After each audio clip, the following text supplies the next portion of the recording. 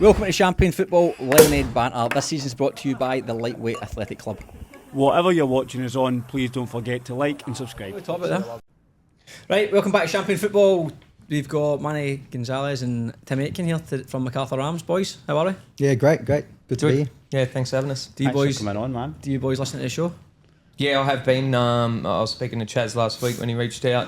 Try and watch it on the Friday.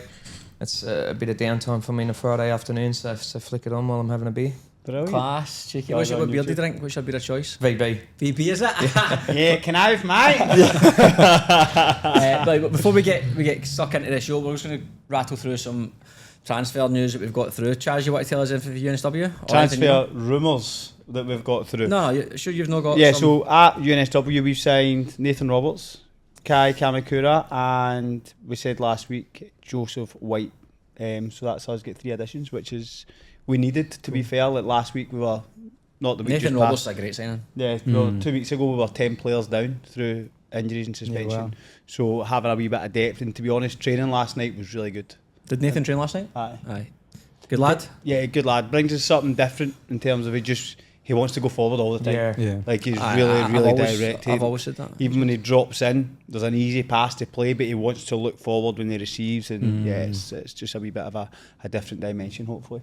And it's a good time for us. We've not done great the past 3 weeks. I think we've lost 2 and drawn 1. So hopefully it gives us that little rocket up the arse that we obviously need. And who did you boys sign?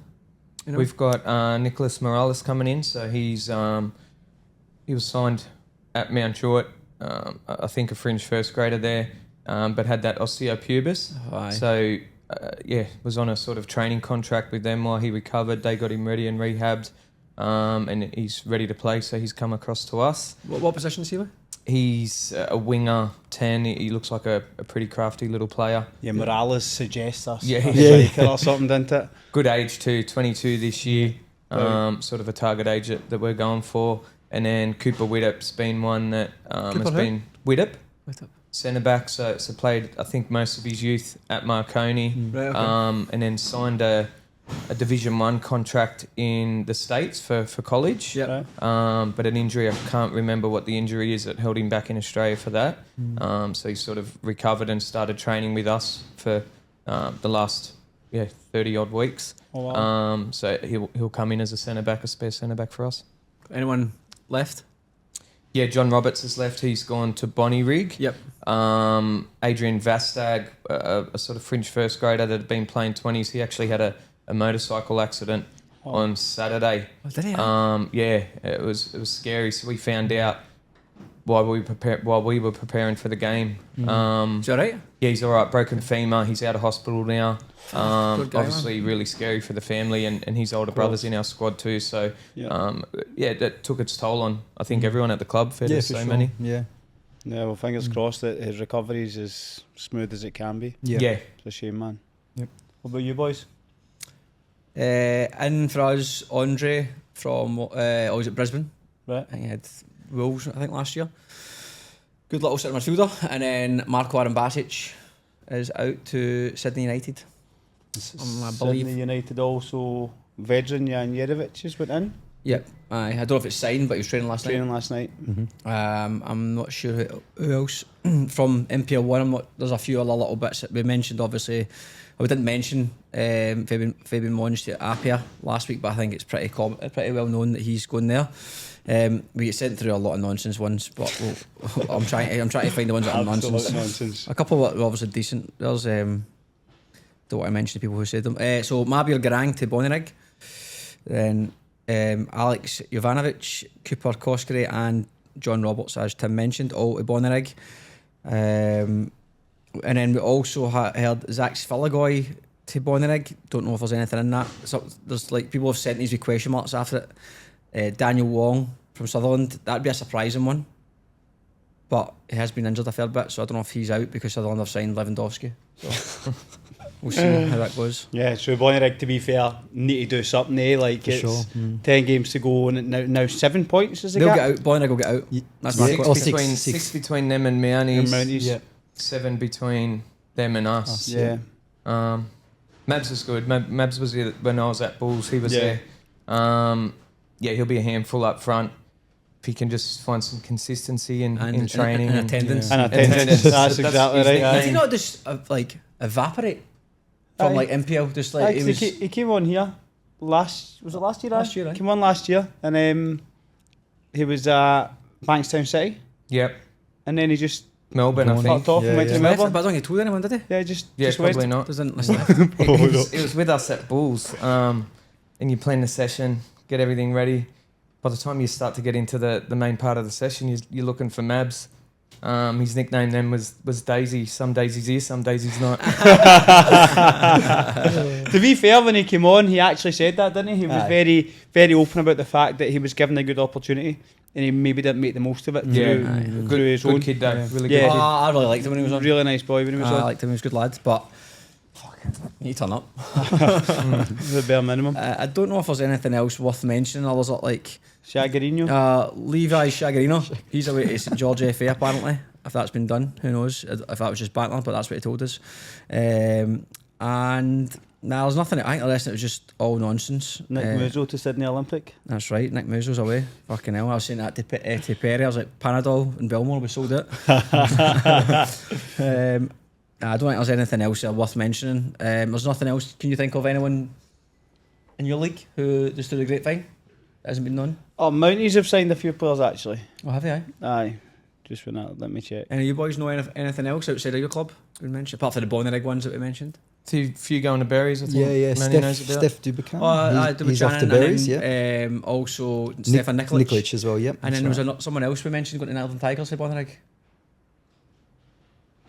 You can't remember the name. Oh, it's back in Instagram chats. Someone else left to go to Tigers, apparently. Jake McGing signed at Mounties. Jake McGing, They say a couple of young lads was the word in the message. A boy who was at Jets plays up top, and there's a few others training at Mounties. So they've obviously looking to strengthen. Well, the window closes next Thursday? Is that right? Yeah, I think it's just over a week that it's open for. I think it's next Thursday.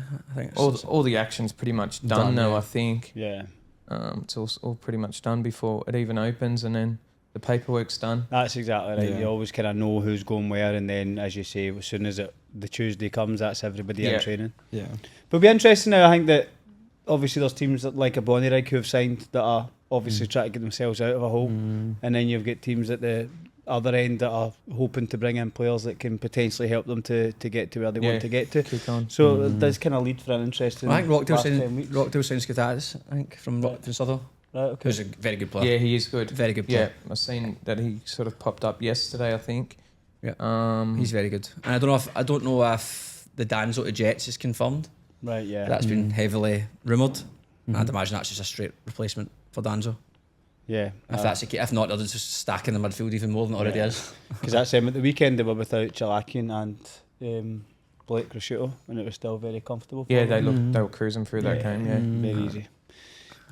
So quick shout out to our partners, Premiership Experience, the #1 provider of elite football tours. With offices in the UK, Dubai and now Australia, on top of 15 years experience in the tour industry, Premiership Experience are leading the way. Oh, is this me jumping in? Sure, yeah. Sorry, we should probably mention that they partnered with not just the podcast, they partnered with Chaz and I. So Chaz and I now are the Australian office for Premiership Experience. So if you're a private school, academy, club, and you don't want to get arsed around with some of the sketchy tours that are often rumoured around in Australia with promises or things that don't happen, this isn't a Premiership Experience includes a bespoke experience, whether it's an education tour, where your football club, where your basketball, where your rugby, cricket, anything at all, even a school. You can go anywhere in the world. You can create an experience, whether it be an elite experience working with academy coaches for dance schools in LA, London, New York. Alternatively, if you just want to go there for the fun experience and enjoy it, it can be catered to your needs with 4-star accommodation, foods, flights, partnered with Flight Centre, full shebang. If you think it's shite, you'll be talking to Chaz and I, so you got a face to the name. If you're interested and you want to see how something works for your private school, we had Cranbrook, who just came back from one over in Spain and Portugal, which went very, very well. So if private school, academy, club, whatever it may be, you can just click the link in the description below of YouTube or Spotify, and we will get back to you. Class. Cool. NPL 1, we all saw the highlights. We'll start with the Friday night game, Sydney FC and Apia. Aye, some big goals in that game. Yeah, it looked so comfortable for Apia though. But I do think the fact that they're up 2-0 very early reflected that pretty. I mean, if you're 2-0 down after 18 minutes, I know Apia Sydney FC did get a goal down, but it does make a massive difference in the game. Of course. The first goal was a bit of a scramble, wasn't it? Aye, because you couldn't see from the video. And the Actually, second went goal in. was that wicked deflection off Jack Stewart's strike. The keeper's done well to get onto it, and then tap in. Did the keeper save it or did it hit the bar? I think the keeper tipped it down. I thought it hit the bar. Well, either way, it was a bit of luck off a strike, Yeah, and definitely. then I think the second half, to be fair, some of the goals were brilliant. Aye, it was. Shout out to Max Courts, 16-year-old. Scored his first senior goal. It was a 5th goal. Good finish as well. Cracker, well done, mate. And then Matthias Macarthur scored again. And I like Denny's header. It's a good finish, the 6th goal for Apia. But if you're 5-2 up, you can do what Was you it want. Matthias Macarthur that scored again? Aye, he scored the 2nd Oh, was it? Aye. Aye. Oh, the second goal he scored. Aye. Lachlan Middleton scored the first one from outside Oh, the aye, box. brilliant. Aye, well, that's what's that? He's on 13 goals now. Matthias, fucking Decent. not bad, then. Yeah. That's a good squad they've put together at Apia. Young, rapid, very similar to the old academy squads, like when Sydney FC were doing well and quick in transition. It's a good young midfield that they've put together there. Yeah. And experienced boys to guide them around too. Oh, aye, you've got a lot of experience. So you've got obviously the Simmons boys, and you've got Jack Stewart, you like, know, Yeah. Michael Couttas. Jack Stewart's been very good this year. He's so dangerous, so dangerous. Every time he gets Something happened out of absolutely nothing. every time he gets the ball, to be honest, the times we've played Appy this year, I always felt like he is the most threat. Like, I'm not saying he's the best player on the team because they're all adding different things, but he's the one when he gets the ball, you think anything can happen here. Yeah, you expect a shot off He at shoots least. me anywhere. He can Yeah. beat 2 or 3 players. Yeah. He's a bit of a wank in the pitch. I mean, that guy you don't want to play against, but he's probably brilliant in your team. I mean, he's like chirpy, he's at it, he's aggressive, which you want in your team. Superb. So, he's dangerous. He's a great season so far. And so is obviously Prezzo Ortiz scored another 2 goals. Brilliant. He's been flying. So well done Apia, bringing sexy football back. Yep. Sexy football's in full flight. That's That is, man. 7 points off the top of the league. Yeah. They're well in the conversation of the title because they play Rockdale again still. Yeah. Win that, you're 4 points off it. Yeah. 9 games to go. Aye. They're well in the mix. Sutherland and St George finished 1 each. Maki Petrato scored again. Aye. It's class that 4 goals he's scored in the 3 starts since coming back from injury. Early goal as well, wasn't it? Yeah, goals. early, yeah. Very. And then Troy Danaskos equalised for St Cracking George. header, that. Yeah, Very it's good. Good header, but just unchallenged. Yeah, I it's know, true. aye. But that means Sutherland haven't been renowned for a great defensive record this year, I have know, because Niric again, big saves in the game. Yeah, he did, yeah. they? Sutherland must have sat but What did he do? it was as if I thought like the referee blew the whistle or something. Did you see the one where he was through 1-on-1? Yeah, and he should have smashed it. He should have done yes, something. But Yeah. he had so much He time. just sat down and just It was quite bizarre. Yeah, it was strange, yeah. Yeah, because that's what I literally wrote. Sutherland with a massive chance to go in front. But I have no idea what happened. But to be fair, a good point for Sutherland. I think that from where they have been, obviously they've been better the last few weeks, but it's and St George are good. another kind of step in the right direction, and St George have been getting results. Looks like a good sort of energy out there too, the new pitch, and Aye. there's a lot of people around the grounds. That bar looked full when Yeah. they Wasn't scored this that weekend, first aye? goal. This weekend will be flying. See Ronaldo getting unveiled. No, but they'll have, well, by all rumours, they'll have some new signings this weekend. Yeah. And I believe they play Rockdale. It is Rockdale, you're right. So that'll be a good game. Aye. I mean, if Rockdale turn up, Rockdale will win, I'm almost certain. But Aye. it should be good to see Rockdale to Sutherland with a bit of freshness. Aye. I'm interested to see who they have signed. Who'd have signed, aye. It's hard though, even with such a short turnaround to get your window signings ready, the chemistry with the team. Oh, I said that last week, mate. It's like, obviously, this window with 7 games to go, 10 games to go, sorry. 10 games. Sometimes that doesn't have much of an effect. It doesn't, It's just no. hard to, you've got players who've been training, not just for 20 games, they've had a long pre-season, like 10, 12 week pre-season to gel together in a certain system, how things work, and all of a sudden you're throwing in one player maybe, so if you try and change 3 or 4, you might get the initial honeymoon phase, but try and get that to gel together. You need a wee bit of luck. It can click 100%, but it's not guaranteed. Even watching a bit of the NPL this week, you can see it's sort of getting late into the season, like the Blacktown City St George game. I don't know, it just looked not not lackluster, but tired. You know what I mean? Yeah. I think it coincides obviously with the change in the weather and everything just becomes a little bit harder. And that's it, especially when you're a team that's maybe not doing so well or you're on a bad run. Yeah. You're saying like, fucking, I need to go to training and everything. They're not just the becomes- youngest team either, Blacktown. That's a summer pre-season, and you come into the colder months. It's it's tough, man. yeah. But I then, feel like, but they're doing well though. That's Blacktown are in No, the they mix. are, yeah, I mean, yeah. so that's a bit easier. But I agree, if you're a team who's, if you're in a relegation battle, it's still fine because you've still got that You're fighting. bit between your teeth. Yeah, But if you're in aye. that middle zone, aye. Yeah. it's a bit like fuck's sake, training tonight. Aye. We're going to you now, Gary. Just you personally against Western right, Sydney I'm Wanderers. doing well, thanks. You just beat Wanderers 1-0. Yeah, tough game, to be honest. Tough game. Like, deserved to win. Wanderers had one massive chance the whole game, early in the first half. But apart from that, they didn't really trouble us. They had quite a young side out, but typical Wanderers side, as you imagine. Yeah. Difficult in transition, fit, energetic, good on the ball. A couple of really good young players, but made it hard for us. Made it very hard for us.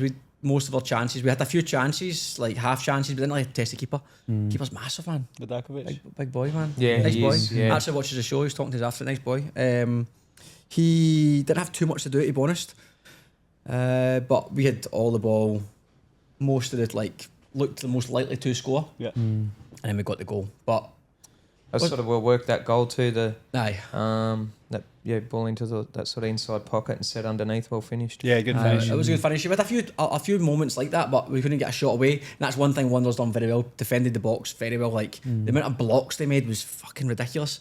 It felt like we just couldn't get a shot on target. Yeah. Kubu had a wee bit of magic where he's lobbed over someone half volley. It just went over the bar. Kubu missed a really good chance at saw cutback. that. Yeah. What changed the game, to be honest, our spirit was our subs, which is really positive for us because this year, I wouldn't say our squad's been lacking depth. We've got depth, but Ollie Wiggins came back. Jordi Perez has been out for the last few weeks and he was on the bench as well. We had a boy Harry who took a wee bit of time to find his feet in first grade, and now he's the one who probably changed the game. Harry came off the bench, Harry Keys, and energy, intensity. Yeah. Intensity, being direct, and we speak a lot about wingers in modern day football now who get the ball out wide, cut back, pass it back, don't deliver. Harry's one of those players who just gets the ball. Something like Jack Stewart as well, just gets the ball and just drives, Goes, runs. runs, doesn't second So guess hard, things, man. just byline, whip it in, or get in the box, have a shot. His first touch of the ball was touch strike. Keeper makes a crack and save onto the post. Second one, cut back, could miss a sitter, and every time wasn't giving anyone a second. And that naturally, and you're on the pitch, you just need one moment for the whole team to lift Yeah. or to 100%. feel a bit more encouragement to go play forward or whatever. So that fair play to Harry for us. He made a big difference. And then Wiggs came off the bench and played well after his ACL, which is Good. very positive for him as well. And Jordi Perez the same. So brilliant 3 points after losing last week. Disappointing, obviously, hindsight. Always looking back at that, like we'd be sitting ahead of Marconi now. One goal difference, but like that's football. They dropped points in the last minute as well. But Yeah, that's true. still to play Marconi, so it's in our hands. Brilliant. Mount Druitt picked up their first home win of the season. I was just going to say there's chances of Mount Druitt winning And then Central Coast winning. I actually went back to back with the games for that season. I know. Unbelievable. Was it a cross or a shot? That was a cross. Cross. For sure. 100%. Celebration was so delayed. I might be able to claim this. Yeah. Lachlan Vasilio with the only goal of the game. Didn't really look like Manly had many chances from the highlights. Like Nah. it didn't look like 2 minute highlights, I think. the best of games. It was one of them that crosses You seen the relief but when the whistle went for Mount Druitt Aye. at the end. Yeah. players on the Big- ground and everything. Big one. But then, as you say, the chances then of Central Coast beating Sydney United the next day. Yeah. Like, I know, man. They must have been thinking there's no chance they'll pick Ah. up Yeah, points yeah. there. and that's Sydney a United have been flying. big win for And Central tell you what, Coast by the as way, well. Central Coast missed some fucking chances. Yeah, they did. Yeah. Yeah, they did. They missed a lot of chances. Yeah. It could have been a lot more. No, definitely could have. I think that it looked the first goal that they conceded, it was very casual from Hatch when he's got the ball in the halfway line. Like it just Turned it over. Aye. Then, He did well to recover. go back in a And decent then position. he rinsed. Then he had a seriously. bite, But yeah. Jai Rose is good, to be fair. Yeah. He's a crack little player. He's a standout player Yeah. for Central Coast. He's been there for a long time, I think, through has he, their aye? through their youth. I'm pretty sure. Yeah. Yeah. Sounds and looks familiar. He's good. He's always influencing most games. But I deserve one for Central Coast. I looked It's like it. very surprising for Sydney United. Other talking point would be the red card. Yeah, the Yeah. But I mean, I understand why it's a red, but I thought it was a wee bit harsh. Aye. I think the Linos gave it, innit? I think it was a woman. I think they were all three Yeah. were women, and she's just like the flags just went up straight away. But the boy goes down as if he's bloody been hit by a sledgehammer. Yeah. Yeah. Yeah, I like- know. I don't. I don't know. It's a hard one. Like if the letter of the law might because he's pushed him, but I thought it was a wee bit harsh. It was. I agree because I think that if you watch as the ball's come into the box, he's kind of stuck a leg out as he's went by the keeper and had a wee bit of a nudge at the keeper. So then I suppose reaction, but then it's a young goalkeeper, and you're in those moments where you lose your head straight in away. the game as well, 100%. against an opponent they expect to beat. And I think that's why the referee, as I said, by the law, they'll just argue about his Lifted his hands. and that's Yeah, still yeah. does that. If that's the rule, that's the But then rule. it's one of them that straight red, probably violent conduct. It could be a good few weeks as opposed to just being a 1 or 2. You'd like to hope it wouldn't be, but Yeah. So who went in goals after that? AJ Bazina Right, okay. came off. Great save from the penalty. Yeah, there was. Great save. Did for he the make the set. save just before that as well in the 1-on-1? No, that was His first Oliver. touch was a penalty. His first touch was the pen. Oh, that's first that touch. red card resulted in a pen. Yeah. Oh, did it? That Yeah. was the Oh, penalty. I didn't even click there. Right, okay. was That's a great save, that. That was a great save from the penalty. AJ was at Ridomere when I was at Ridomere. I was wondering if that was him. Yeah. Yeah. I know his dad. Did you coach him? A wee bit more Vitas. Just pens you coached him on? Aye, that's it. Says always dive to your left. He was 20s at Rothermere last year, I'm pretty sure. Yeah, he Oh, was. was he? Yeah. He was, and he's still young enough to play 20s just now. Yeah, okay. So yeah, it was. I think that was his first grade debut though, and obviously it's unfortunate they scored the rebound, but it's a great penalty save. That's good, he's there. Yeah, that's obviously his a Croatian family as Yeah. well, so it works Yeah. well. Local. Wolves Rockdale. All Club with the first goal. Daniel Solski did well from the Jazz effort, and unfortunately it kind of Yeah. fell where it fell. Yeah. For the Ali. But then Nicholas Olsen pulled one back from the spot, and it was literally 5 minutes later when Rockdale went back in front. They look so fast going forward, Rockdale. Like so quick. Moody Najjar. Like RPR, Yeah, he's rapid. He's They're rapid, rapid yeah. like RPR. They and I think it's like Moody's still fairly young.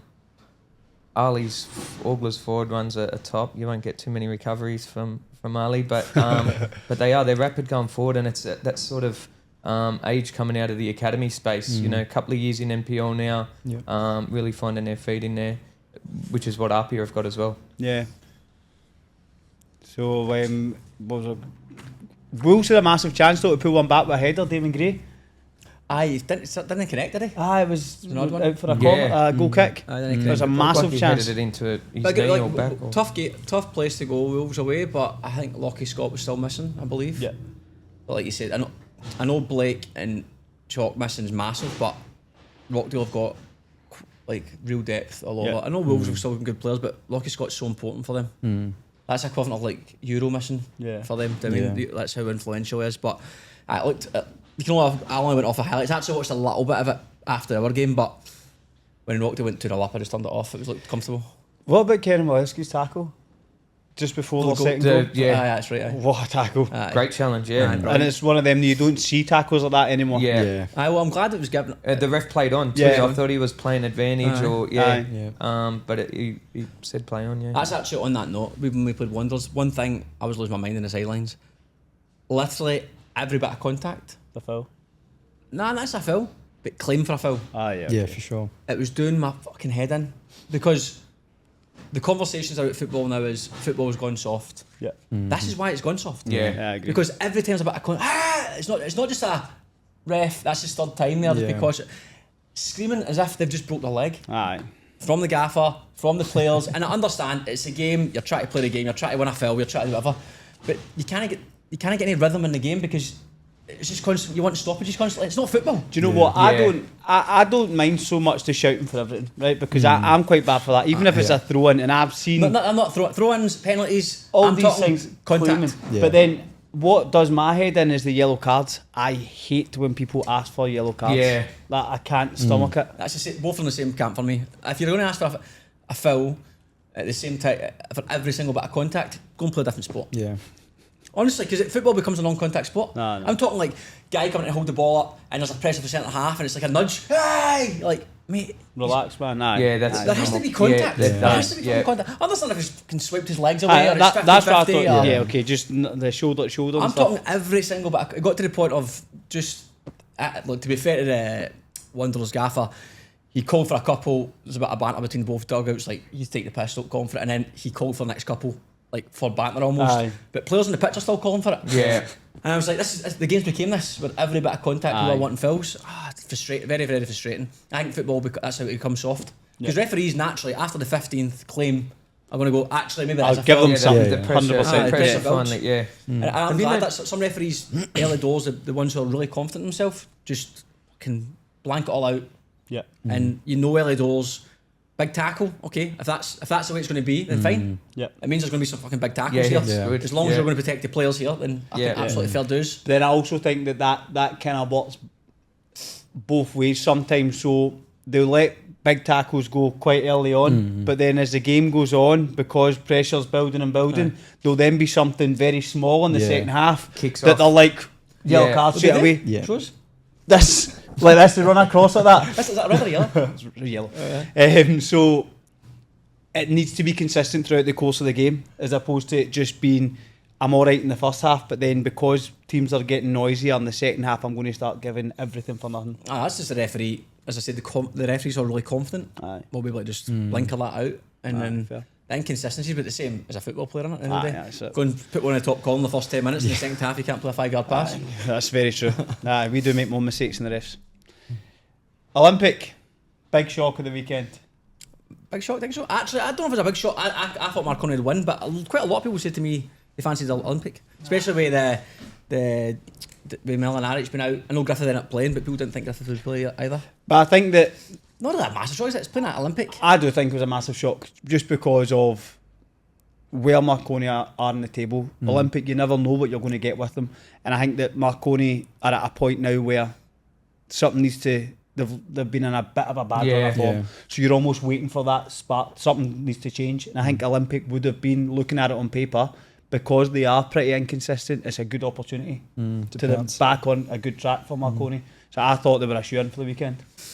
Yeah, fair enough. I thought I fancied Marconi to win, but Olympics good team, man. They've got quality all over the pitch, and I think at their pitch as well. Yeah, and it's nice at Jubilee now as well. To be looks fair. good. Look Yeah. brilliant. And you're saying obviously with Marconi's obviously losing the goal the week before, Rockdale beating them.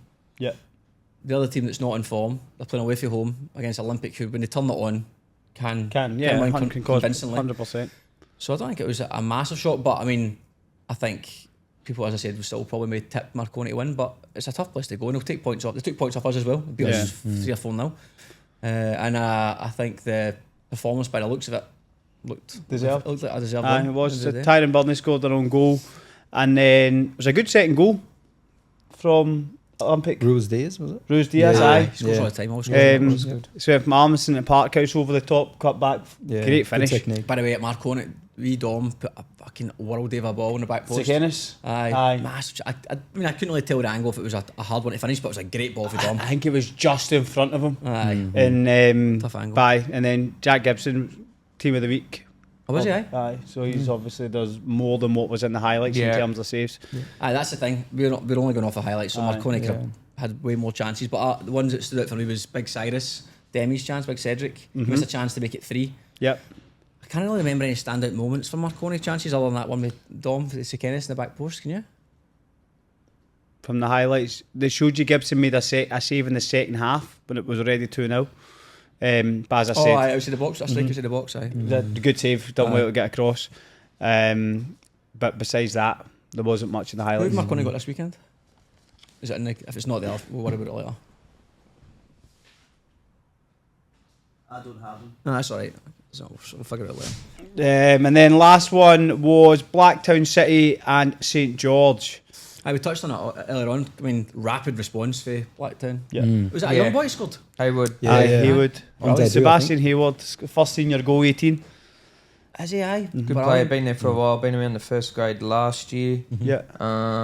Yeah, top little player. Aye, And brilliant. he actually, The whole family's got some good little players there. he did. He put someone through, and when it was 3-1, and he's created a chance for someone's through 1-on-1, and Kenny's made a good save and goal. Was He's that turned and for faced Niger, forward, maybe? and he's put. I can't remember who it was, but he's put someone through 1-on-1 The last right minute. at the end. Aye, I thought was it Matty Fernandez? No. can't remember who it was. But I thought it was a well taken goal anyway. Aye, Right, very good. Fernandez done very well as well on the channel, but quick response. St George sucker punched a wee bit. Sparky done very well for the That goal. was a great finish. Aye. Yeah. Brilliant goal. Have we But again, told folk- would it come for ball over the behind. top. And that was both first goals came from that. Subs, yeah. Literally just ball over the top. The first one brought down for the penalty. And then St George have done it today. I'd love to see the Blacktown stats goals on how many goals have been done with it. It's a long ball over behind. Seems to happen every week. But good for Jack O'Brien as well. Scores pen. Mitch Malley wins a pen. Yeah. Barky scores, old champion football. Yes, magic. Jack Gibson, team of the week. Jack Gibson, team of the week. It's flying. You boys will be flying this weekend. They're not playing us, so it's alright. Fly away. Have you got to play them still? Yeah, we've got to play them. A few weeks. It'll be 4 weeks, 5 weeks. Yeah, not too far away, but Sooner even. What was the score of the first game you played? One each. Was it? One each. Yeah. Yeah. Because you said I don't know. You weren't there prior to that, but you didn't concede a lot of goals, did you? But you were sitting at the bottom of the league. No, that's the thing. Like we don't concede much, but when it is, it's always like our fault, our turnover, and we lose 2-1 or 1-0 or something. It's like if those little moments there where if we switch on, we could have picked up a couple of points. And you said it was the gaffer's fault, didn't you? And that's what you said. I can't remember. That's funny. Yeah, we'll jump on to NPL Victoria quickly. Avondale were held to a 1-1 draw with Preston Lions. Heidelberg beating Hume City 1-0, saw them open up a 3-point lead at the top of the table. Dandenong City beat Altona Magic 2-1. St Albans Saints beat Oakley Cannons 3-2. South Melbourne lost 1-0 at home to Dandenong Thunder, and bottom place Melbourne Knights lost 4-1 at home to Green Gully. Melbourne Victory also dropped points. They lost 2-1 at home to Port Melbourne, which sees them tied on 15 points at second bottom. So who's bottom, Chaz? Melbourne Knights are bottom. Melbourne Knights were linked to a couple of NPL players on the phone last week. On the phone? Fabrizio Romano? I don't know. You were here when I was on the phone, huh? And this episode is brought to you by a major sponsor, Insurers. PTY Limited, your trusted partner in all general insurance, experts in construction and home warranty insurance distribution through iCare. They're the go-to team for builders and homeowners needing reliable professional cover. Thanks to Insurers, PTY Limited, for leading the way in protecting what matters most in the building industry. Now we're going to the important stuff, NPL 2. The important stuff. We'll start with you. Good result, beat Bonnyrigg 2-0. Tell us about the game. you go. Yeah, look, I think bottom two. It was we're getting towards that end of the season where it's do or die, and we need every point. Was it at home or we we were home. We were home. Did you have a good crowd there? Yeah, we decent did. to be fair. Actually, It's quite a big game, isn't it? Yeah, Every youth player, family member, nice. JCL. Good. Yeah, we it was pumped really it up good. throughout the week, and Yeah. it was a decent turnout. But yeah, I felt like in the first half we had decent control of the game, and we weren't going to lose it. We scored within a minute and a half or something. Yeah, 2 minutes. Did you say? Off kickoff we played it 1-2 at the back, and then long ball and got them off guard, and I think 2 minutes 30 or something like that. Yeah. And then the second goal come from same thing, about 20 minutes in, buried, and Who scored the goals? Jaden Dunn scored the first one, and then I scored the second one. Goal scorer over there. No, I mean, set him up for it. It was a tap in. What about? I'd be keen to know about Bonnyrigg. Like, how did you find Bonnyrigg? Because we've been absolutely baffled by their run of form. Like it's difficult to say on camera because Just you see off respect camera. the club. No, but but it's it looked like a deflated sort of club. Oh, 2 minutes. A goal in 2 minutes. Yeah. Like, if you're going to be in a bad run of form, it's fucking last thing you need. Yeah. For sure. And just the players' sort of body language, the body language you expect to see, but it's sort of also resembled a bit of we're out of answers here. Yep. A group of them stayed in the dugout for a long period after the game. Some were in the change room, some were in the dugout, and just sort of staring into the night sky. It's hard to know. I don't know if they're relying heavily on the window, and again, I think that's brave because you've got 10 weeks to get new players to get chemistry with the team. Massive club, and look, we hope they stay up. But Did they have a new gaffer at the weekend? Yeah, Stu Montgomery. Yeah, Okay, I wasn't sure if he so I started. know him well. Yep. We were speaking before the game, and him and I had a beer together after the game. Couple of VBs. No, Stella's. Stella's yeah, he's obviously deflated, but It'll take him a few weeks. I mean, as a new gaffer, it's going to take you several weeks to find your feet, and then new players coming in. It's not your players. It's trickiest for him. Do you know what I mean? It's a hard position. It's tough because I said when we played Bonnyrigg, they weren't as bad as what the league position suggested. Yep. Mm-hmm. That was the thing that stood out to me. How long ago was that? 2 years ago. 5 weeks ago. So we played them round one. Yeah. So still, yeah. So, but I think that, as you said, for me, being deflated, they've lost bloody however many games on the bounce. Yeah. Bloody. So it's hard, isn't it? Like when you're in that kind of rut of you're not picking up points consistently, it's hard to be motivated. Like it's hard to get that little lift. And I think that they're at that point now where maybe with a window, new players bring that lift. Yeah. That might see them get something. I do think I'm going to put my neck in the line and say Bonnyrigg will not be relegated. Sorry, interrupt. Not to be bottom of the league. Bottom of the league. Peterson, I don't know if that was his first game back this week, but we go up early and I'm watching the game, seeing sort of how it's going to play out. And it was to and fro for a bit. Like we weren't great with the ball. Not as good as what we have been anyway. And then when you see that Peterson sort of come into the game, you think, shit, all right, they've still got some good footballers there that can bring them back to life. But they didn't seem to be as much fight as players like him were showing. You need a win. You just need a win. That's it. You get a win, take the points. and then if, say, Mounties who are up ahead of them don't win, you're like, fuck, boys, we're not that far off here. Yeah. It's when you just can't see that win coming. You're like, what the fuck? It's Here's a hard. question, because you've been in a Felt for similar situation recently. I might as well go into this now. When you came into Rams, obviously, you were in a similar position. So what did you keep at Macarthur, and what did you get rid of?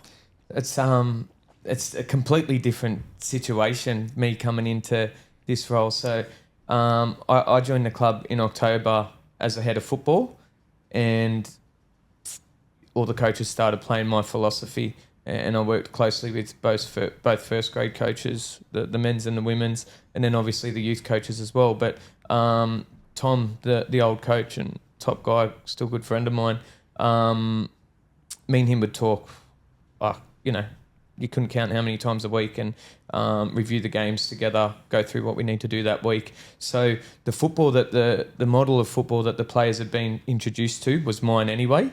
And it was me sort of just coming in. We wanted Tom to stay, and me coming in to support him. Unfortunately, it didn't work out that way, but it was essentially me coming in and just tidying up a few areas. And So, sorry, Tom leaving was that a mutual thing? I suppose you could call it that. So I spoke to Tom. I said, look, Tom, I'm going to come in with you. I want you to stay, and then I'll sort of fade away again. And yeah, I think, most head coaches... You don't want that. Yeah, of course. And I understood that. It's disappointing because we wanted Tom at the club for a long, long time. And for us, he was a future first grade coach of our men. But I think... Yes, it's different to, what Stu Montgomery's come into, what other coaches are going to go into. And I wanted to make sure we want to bring a new head coach in, probably not this year, but we wanted someone that cared about where the club ended up at the end of the year, and not possibly go, oh, look, he's got relegated, I'm going to look for another job elsewhere in this league. We wanted someone that really cared about where the club ended up. So... What did you change? Obviously, your football's in place already. So, how did you? Because you've got a fair tune out the boys recently. Yeah. What did you do differently? Personnel. I introduced some younger players. I think everyone realised pretty quickly they were going to be accountable for their actions at training and performances. Yep. I probably noticed by the time the first game, I took over the week of Hakoah. By the time we got to Hakoah, the boys were busted, and we were ordinary that day. Hey, and that was probably the indication to me that they probably hadn't been working hard enough during the week. Yeah, okay. And then we've sort of maintained that, picked it up. Even last night there were signs of fatigue, so we have to taper it off a little bit so they can perform this weekend. But definitely, I think back in the younger players, Tommy Vrilic has got opportunities. He's going to be a top striker, and I think in a few years, and we'll get Mani to guide him through that development. But yeah, playing some young ones. Jay Tram, we just thrust him straight into the starting 11. He created a few chances for us, some assists, some goals, and now he's starting to feel that pressure. Or the first game we played him against Hakoa, he's running up and down the sideline 5 minutes in, and he's blowing. Like it was too fast for him, but we had to make him get through it, and he got through 55, 60 minutes, and now he needs a break. So. That's his old. He used to play for Alcoa, didn't he? He was at Alcoa last year, 2 years ago. Possibly. I think he was. Yeah, I think you're right. Possibly. He's a local kid. Yeah. He's going to be a good talent. Yeah. And from your side, mate, how did you sense a change when there was a turnover of coaches? Or did you obviously a little bit of similarity because the style of play is the same? But did you feel like what made you boys increase performance? Because what have you won 3 out of the last 5? Is that right? Yep. Yeah. I think one's a draw as well. Is that right? Only lost 1 in 5? 3 wins. No, one. 3 out of the last 6. 3 wins, 2 draws. Yeah, one loss. Aye. So you've obviously 1 loss in 6 games. Yeah, it's not bad. Look, Hell, not bad. I don't know. Look, I feel like up until that point where we believed in the model, we believed in everything that Tim and Tom were saying, and the way that we wanted to play. But it was just pure results, and I don't know what it was. It was like losing is a habit, unfortunately. But in this case, we were losing, and we just needed to find that extra 1%. To find that and dig deep. And I really feel like in the last 5 weeks or so, we've turned it up a little bit. I don't know whether that may be like in terms of a fitness or the reality of it, like someone's just lost their job. Everyone switch on kind of thing. Yeah. But look, the change room up until that point, like it's almost weird. Like the boys were very positive, even though we kept losing. Well, he probably knew that you weren't that far off. Like I said, you weren't conceding a lot of goals. That's what I mean. Like we knew it was there. It was just when it was going to happen. Because we played you boys in the cup, and I remember us pre-match. Obviously, we done an analysis, and that I'm like, they've actually not conceded too many for a team in the bottom league. I think it's all like maybe around the mid-table mark of like teams well above you had conceded double amount of goals, which is bonkers. Just obviously scoring goals was the issue. We've probably, I think, if you look at the Bulls game, the Bonnie Rig game, even the game against SD Raiders, how we didn't get something out of that. Yeah. And when I say something, 3 points. We're talking about the referees earlier, weren't we? We've been far more aggressive going forward. You're talking about Nathan Roberts and stuff like that. A lot of the information for the front 3, the front 4 players is stop coming feet, get in behind, make runs in behind, turn them around, and more positive, I guess. Do you know what? Like looking at it from a defensive point of view, see as a goalkeeper, see when you see someone making runs in behind, particularly a midfielder, it's genuinely the most not fearful, but you know something can happen. It's very unsettling. Like you're looking at your picture when you see that, because is the centre back going to drop with him? Is the midfielder going to then come and follow the run? There's so many different things that can go wrong when people start making those runs in behind. Well, I think it goes back to what we're talking about. I can't remember what game it was last week, but we're talking about just making defenders defend more often. A lot of football now is just played in front of defenders, and it's so fucking easy to defend. You don't have to do anything. They're not stepping out. Nothing to do. You're just like, okay, we'll just keep our shape. We'll just go side to side. We'll stay where we are. But if you start putting balls in behind, putting balls round them, balls into the box, you're going to force fucking concentration fatigue, skill fatigue. There's going to be a mistake, and all you need is fucking one moment, just one half moment. And again, you're going to get the odd game where defenders just defend for their life. It's not going to happen all fucking season. Yeah, I agree. And as a striker, an attacking player, there's nothing more frustrating than making a run behind and not getting it, because it's safety pass, safety pass, safety pass. And as a midfielder, same thing. It's nothing more frustrating as you're looking for a forward pass.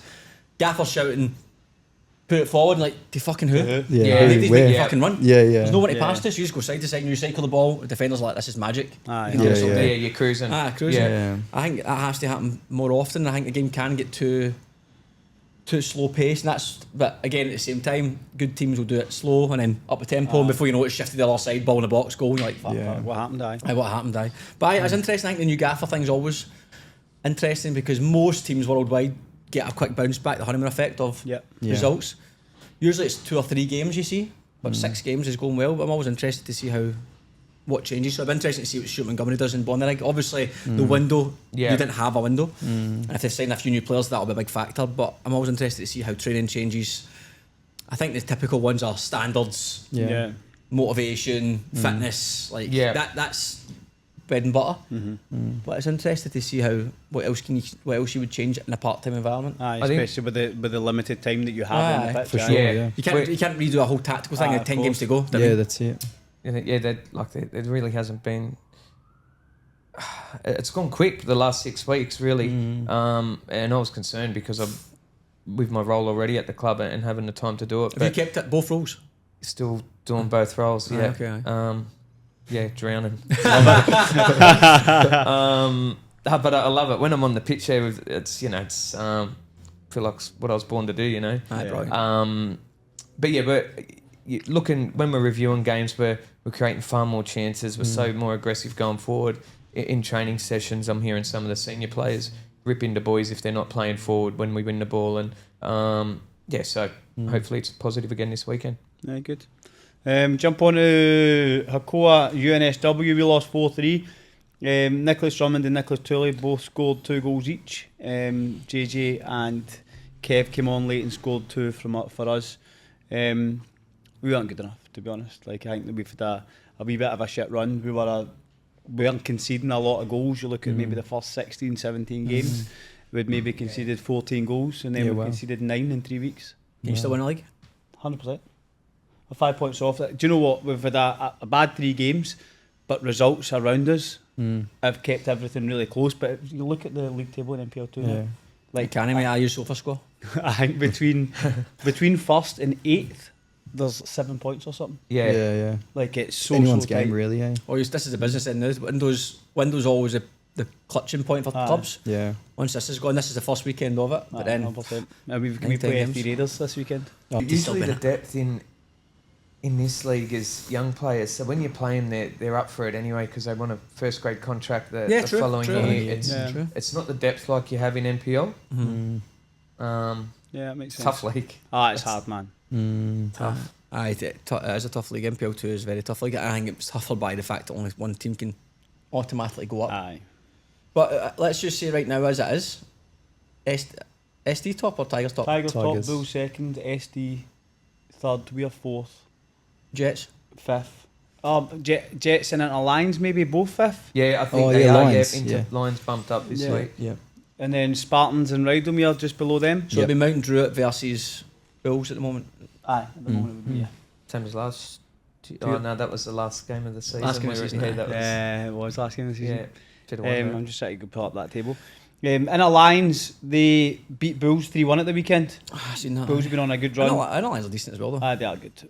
Owen Duke. Kalach was in goals, wasn't he? Owen Duke scored, and then Nicholas Gillespie scored a brace. Blacktown Spartans beat Berries 3-1 on the Friday night. Riley Chapel and they just left it a bit too late, Spartans. They're close, mate. I'm going to pull this table up for you to see.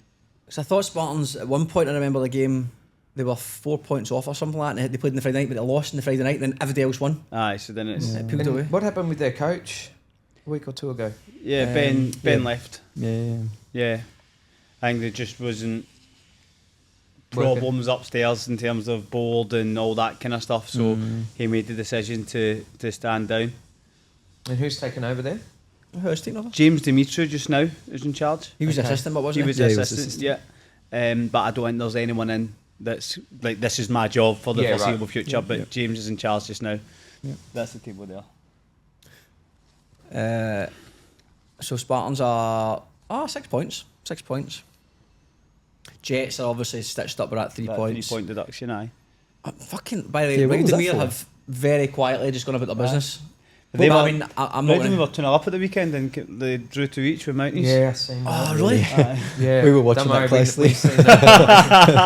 I think I still be interested to see how I'm paying a close attention to Tigers just because of their history bottling it nearly. Well, they beat Bankstown City 1-0. Yep. Connor Rowe scored the only goal of the game. Hills United, 4 wins in a row for Hills. Yeah. Demi Petrato scored. They beat SD Raiders 1-0. Demi Petratos. Yeah. He plays with Hills. I think it's a different team for I was going to say, I thought... think There's like 4 of them. Yeah, what's happened in his career? And then Newcastle Jets beat Dully 3-0. Xavier Bertoncello scored twice, and as we said there, Mounties 2 each with Rowdomir 2-0 up, and then Anthony Windsor and Benjamin Anza scored to bring it back to 2 each. That would have been these have been buzzing that they were obviously. Yeah, my God, got some mates that like obviously we're just worried about our own backyard, but I'm not even that affected by. Sorry, we are affected by the results obviously because it matters where we are on the table, but we're just so focused on what we're doing and just looking after ourselves. That's all you can. Good podcast answer that. Really good podcast answer. You looked at all the results, mate. He's been practicing. To be fair though, like, but if you keep going the way you're going, there's 6 points off mid-table. You can end up with the season like that was a pretty alright. comfortable season mid-table. Sound. I mean, it started the year for Macarthur Rams. What was the goal for you boys? Up until maybe 10 games in, we only won 1 match. I'm talking about pre-season though. What were you talking Really about? good. Really Excellent. good. Undefeated, I'm pretty sure. What you thinking in your head though? Well, like getting into the season, were you thinking right? Our goal is to win the league. Is your goal top 6 finish? Is your goal mid-table? I think we were looking at top 3 finish. Yeah. Okay. Cool.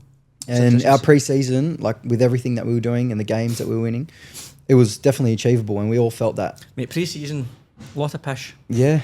Results a lot of shite. That is. It's a funny one, man. I mean, not what you do in the training pitch, fitness levels, 100%. That's the golden ticket. Yeah. But results, I've never seen a correlation to results in pre-season. I think for us, so it was creating plenty of chances, scoring goals, hard to beat.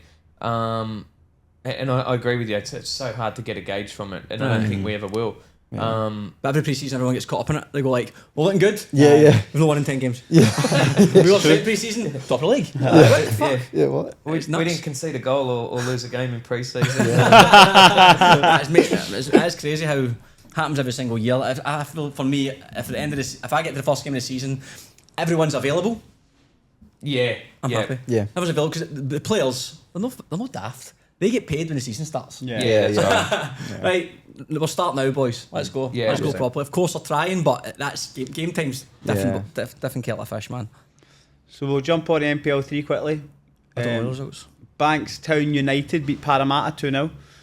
Harry Stavros scored 2 goals, 4 goals in 3 games for him. Parramatta had 10 shots on target in the second half and couldn't score. Really? That's wild. Granville Rage beat Camden Tigers 3-1. Ante Tomic scored twice. And Bailey Simpson was sent off for Camden late on. Sydney Uni They won, didn't they? beat Hawkesbury 2-0. And a flying wee Spencer's loving it. Spencer. Kota Arakawa in goal for Sydney Uni with his first clean sheet of the season. Collie scored for Zagreb. He scored twice. 39th and 90th minute. Jonathan Maras also scored 7th win in a row for Hurstville. He's at Zagreb, is he, Maris? Maras, yeah. Good player. Is he? Yep. Yeah. Scored Is the that third. Wolves? There's Tigers. And then they're 14 points clear now, Zagreb. Obviously, I think Yeah, they've got- seen that. the teams South Coast have got a game in hand because they had their bye, I think. Oh, They yeah. did their bye almost. So, but 14 points clear with 10 games to go. You Yeah, need to they be got it in the fancying your bag, you chances. reckon? Yeah, Yeah, they Yeah. look yeah. pretty It's comfortable just there. it's just like as you say, losing's a habit. Yeah. Winning's their habit. Yeah, yeah, 100%, Bam, bam, yeah. bam every week now. In our West, Hawks lost 3-2 at home to Central Coast United. Zagreb. Big result that for Central Coast United. Not been doing particularly well this year. Dunbar Rovers beat Gladesville Red Magic 2-1 despite Gianni Constantino getting sent off in the 17th minute. 17th minute must mean something. Early. Yeah, it must have been a straight red. It It was was. a straight Yeah. red, but I don't know what it was for. Lucas Burbage and Henry Eastwood scored the goals for Dunbar. They're 2 points off Parramatta, Dunbar. Are A game in hand. Wow. I think Hawkesbury are up there too. Aye, 32 Yeah, but then points. they There's a lost few to bloody contenders. Sydney Uni at the Yeah. weekend. Yeah. Aye, mate, they're right. There's a few Yeah. contenders. Again, Hurstville, Zagreb. I know Jesse and Yeah. Collie are playing it cool, doing the old podcast answer. Like, no, wait, 14 points clear. Aye, 9 games to go. You're They're going to cruising. win a league. But South Coast Flames, second on 35 points, Yep. and then that goes all the way. I mean, how far, like realistically, do you go down points wise when you see you're still in it? How many points? I'd say at this point in the season 6. Yeah, I was going to say 5, 6. Yeah. So okay, 6. So that takes you to Dunbar are on 28. So say 7. 7, yeah. They're on 7th. So between 2nd and 7th, there's 7 points difference. And because some teams have played 19, some have played 18. yeah. So you'd say that's probably a fair reflection on where it's at. But it's very, very tight. It's anybody's. Prospect, South Coast Flames, Hawkesbury, Granville Rage, Parramatta, Dunbar. Yeah, but Prospectual United beat Fraser Park 3-0. Who do you know much about NPL 3? I know bits and pieces, but who is the strongest out of those clubs I've just mentioned? I'm going to say Hurstville. Sorry, I'm fighting for the second place. Well, South Coast Hawkesbury, Prospect. I'm from sort of out that way, and good club, like a real sort of, I don't know, community-based club, and it'd be good to see them up there. It's a shit place to go. No. Freezing out there in the middle of winter. Aye. Parramatta, they probably at some point deserve to be back up in NPL 2. I wouldn't know who the strongest is. Do you know South what? Coast Flame, maybe, because of what they got to pick from? I think for me, looking at it, is South Coast Flame, just in terms of they score so many goals. Yeah. Okay. Like, they're... So show you the full table? No, it's show you They those. score so many goals every week. It's bloody 4, 5, 6. Okay. Yeah, okay. So that would be mine. But I mean, I don't know. Because even in the Illawarra Premier League down there, I still think there's a few players floating around in that. Yeah. So you'd have to think they've got somewhere to pick from. Or It's big money down in that It is, IPL. They just got a lot of goals, eh? What's that? 4-1, 3-0, 5-0, 6-0, 7-3, 2-1, 2-1, 6-1, 4-0, 2-1, 4-4, 3-1, 3-4, 7-0. Fucking hell, he's got a lot of goals. Wow. See, that's knowledge Yeah, there, boys. yeah. That's knowledge. But quick shout out to Pranit Singh, who scored a hat-trick for Prospect. That's him on 12 for the season. What about the wee man for NPL 3? Did he score? Jaden Tran, he wasn't playing at the weekend. Not Jaden He Tran. plays for the Macarthur Rams. What's the boy's name? Harb. Jaden Harb. He wasn't playing? Oh, yeah. You want no South Coast didn't have a game. Yeah, okay. And Euro didn't score? Euro didn't score. 2 weeks Macarthur. in a row. Euro's not scored. I know, mate. Must have been a wee investigation going on there. Something's not right. Something's not right. Betting scandal. 100%, man. Something's not right. Well, he's still on 20, I believe. 20 Euros, 20 and half, Macarthur- 21. 21 and Macarthur's on 13. Yeah. And who's Kai Denton? Denton. Did he score? No, he didn't score. No. We actually need to mention, because next week it won't be on when we're doing the World Cup finals next Wednesday. Yeah, next Wednesday night. Terrible day for it. Shite. We've got training, so I won't be able to go to it. But Sydney United versus Northern Tigers, which is a very good. It'll be a very good game. We played Sydney United with spirit, similar to Northern Tigers. I've been in NPL 2. Similar to Northern Tigers, we got our way to World Cup final and we beat Sydney United 2-1, I believe. 2-1 or 3-1, I can't remember. But Tigers have got that we did a similar thing to them. We played Wollongong Wolves, I think, beat them. And then You know, Tigers are good. Tigers are a good side, man. I'm saying they're the good, Tigers. yeah. I mean, They're this could be the year Tigers do it. They win a cup and get promoted. Yeah, I think it's hard. You look at Sydney United. If Sydney United turn up and they've got the players to beat MD, Sydney United turn up the win. They should win again. aye, that's it. So but Tigers, as I said, looking at the way the teams are set up and the teams you've played against, Tigers are good. They're very, very well set up. I think. Cup final, mate. It's MD's game in a cup final. Yeah. Seen When that is professional that? football? Next Wednesday? Next Wednesday Wednesday night, mate. Aye. A Valentine, isn't it? That Yeah. red card will count for that cup game. I'm certain straight reds. For the goalkeeper. Straight reds. But then Vedran's not played. He's not cup tied, Not eh? cup tied. Oh. No, but that's if they get veg in, yeah. Yeah, I'm pretty Yeah. sure he will. I don't see why he wouldn't go, and that's probably why they've thought about it as well. Yeah, of course. So it's at Valentine. Yeah. Cup final at Yeah, I Valentine. know. Apparently you can't buy On a tickets Wednesday at the door as well. Why not? I don't know. I just saw something on There's no gate there online to buy about it. tickets. I don't agree with that at all. A cup final on a Wednesday night at Valentine Sports Park. It should be in a fucking stadium and it should be a weekend. Yeah, Do you know what I think is? See, you look at like everyone's training. Like it's Yeah, I know. Yeah. So people seen that that. would I would like love- to I go would love to go. can't go. Training, Aye. Yeah. Everyone in New South Wales is training. I would 100% be going to that It's game. taking a lot of kind of what the game's about away from the game, which is a shame, man. Well, they used to They're- have the they're World so- Cup final. The weekend would be off for everybody. It was at the end of the season though. They're so fixated Yeah, on that's just getting right. games in when they're scheduled, Aye. so it doesn't mess with the league. Cup finals Trust are me, like, I'm going through some. Been swinging some punches this week. Let me tell you. no, but mate, you're right. But the cup finals, that's what football's all about. Make it an That's event. the event. Yeah. The main event is you've got to a cup final. You don't get cup finals very often in your life. 100%. It Sure. should be an event. Yeah. It should be a crowd there. Yeah. Your whole club should be there. Aye, Yeah. it's absolutely crap that. I mean, look, you might get Sydney United and Sydney United will get a good crowd. They'll They'll get a good crowd. Of course they will. Give their youth the night off, Yeah, so of they'll course. be there. But I just mean in general, like football people would go. Yeah. If it was a Saturday when the season's done, 3 o'clock at Leichhardt Oval or at a Jubilee. Yeah. You would get a fucking good Yeah, crowd. you would. Oh, Yeah. was it when you played them? You played the cup final with Gestapo United. was busy. Very busy. Aye, that's good. Aye, that's disappointing. But aye, look, it's still a cup final. Best of luck to both teams. But who we going to say is going to win, boys? Who do you fancy? I'm going to back the Tigers, Northern Yeah, I'm going Tigers. to back him too. Back Tigers, Yeah. Chaz. I Sydney United, I want it. I want to go Sydney. I want to go Sydney United in extra time. Oh, Oh, There you go. imagine that would be quite good to be fair. I think Sydney United have got really strong squad, and I think Yeah, and I think that turn up. looking again at window, if they bring in 1 or 2 as well, they're going to be obviously veteran will make a difference in terms of experience there. And then if you get, I don't know who it might be, another player that they're looking at to bring in just now, they'll probably be a very high quality player that might come in and make a difference to what is already a very strong squad. as I said, I don't think they need a lot. They've got the quality the already. quality's there, so I mean, Quality's it's- already there. Don't think they need a ton of new players just Yeah. to get the results, play a Just bit get the better. result. Like Central Coast beat them's not ideal. They would have wanted to travel. That was a Sunday afternoon. Sunday wasn't it? afternoon, 3 o'clock. Stand Yeah. up the coast. No. Yeah, that is, it's horrible. But anyway, that's next Wednesday. I'm not sure what kick-off time, but I imagine 7 o'clock, 8 7, o'clock. I think it is. Aye. 7. 7 o'clock. So, It's 7 o'clock. I think so. That's 7 o'clock, yeah. 7 o'clock at Valentine. Yeah, yeah. Right, guys, here we go. How do we fuck a cup final? Right, I've got some ideas. I've got Say some no ideas. more. Let's do this. Fucking hell, man. no, that's bad, man. That is wild. Favourite movie and what you'd eat whilst watching it? And what was the second part of that? What you would eat whilst watching the movie?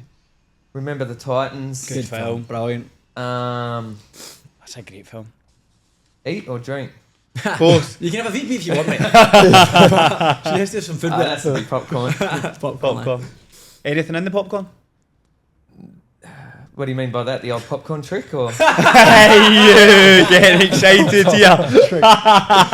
Some people fire in Maltesers. Maltesers, No, Skittles, just salted popcorn. popcorn. Yeah, class. Yeah. Oh, I've got 2 little ones, so I've watched Cars about 5 times this week already. Okay. But yeah, I'd probably say that with the little ones, Class. with some chocky, like my chocolate, What pods chocolate? or something. Pods. Which ones? Pods? Yeah, Pods. Which ones? Mars.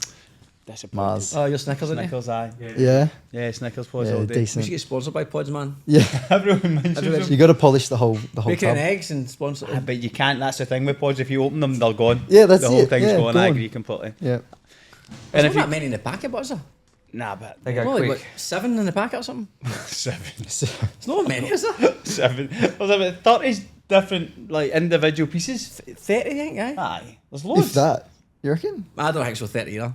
I'm going to buy a pack. How you You're eat gonna your buy- 3 I'm packets at a literally time? Do a going to next just episode. open them and just lay them out and count them. Take a picture. There you go. You could sing one song in the karaoke, what would it be? Probably that Top Gun song. Oh, I yeah. don't know what it's called. The Danger Zone one. That one. No. You never close your eyes anymore. Or I don't know what song it is. at the start of the film when he's in the bar. Can't remember the name I'm of not the going to song. sing it. You need to sing it now. Sing it. Sing it. No way. Sing it. No way. I actually don't know it. Can't remember off the top of my head. No, I've seen Top Gun, but I can't remember the song. Yeah. Daryl Maverick Braithwaite, Horses. Surely. Oh, aye, good tune. You got to get people Aye. involved in it. Aye. Bosses, I've never heard that. That's a good song, aye. You would know that I'm song not if you singing heard that it. either. You'd know that if you heard it. It's a proper Aussie tune. Yeah. So, gents, on to you two. Why we're here to talk about the 2 big dogs in the room. Yeah. We'll start with you, Gaffer. Tell us about your kind of upbringing, football, how you got involved, all that kind of stuff. Yeah, so grew up out in western suburbs. My brother was the older brother. He's 3 years older and playing football, so followed him around the pitch everywhere. And mum and dad got me a little kit that used to swim on me. I was just pretty much the ball boy for the first few years, and then registered. I think my cousins lived out at Blacktown, so our first club was Blacktown Spurs. Right. And then mum and dad moved out Penrith way. So yeah, played for a few local clubs out there. Started playing reps when it started in 11s at Nepean. Stayed there for a few years. Got a few scholarships and different opportunities through Football New South Wales, and spent most of sort of Monday to Friday out there training and then playing for Nepean on a weekend. So you were training that football in New South Wales? Yeah, yeah. Right, okay. Who was that with? Oscar Gonzalez was leading it. I know that name. That was uncle. He's Not related to me. he's I think he's a TD in Malaysia or somewhere now. So he was he's had a few roles through FA and recently just gone somewhere in Asia. Yeah. From there, played youth, went to Blacktown Spartans in under-20s and sort of broke into the senior squad there. And then from there went to Mount Druitt when they were in the old Super League. Mm-hmm. And then from there was a little club out Riverston way called CSI, a little Italian club. They wanted to start putting a sort of promotion campaign together. So we went out there and one mate rang the other one and we were out there for years. It was good. The fiddler was just down the road. We'd get paid on a Saturday night. So we were dominating that league for a few years too. But the Fiddler League or the Football League? Both. Definitely both. But the fiddler caught up with us always sort of towards the end. And then, stopped playing in 2016 just due to some sort of illness. And that sort of forced me out of work as well. So I'm an electrician by trade. And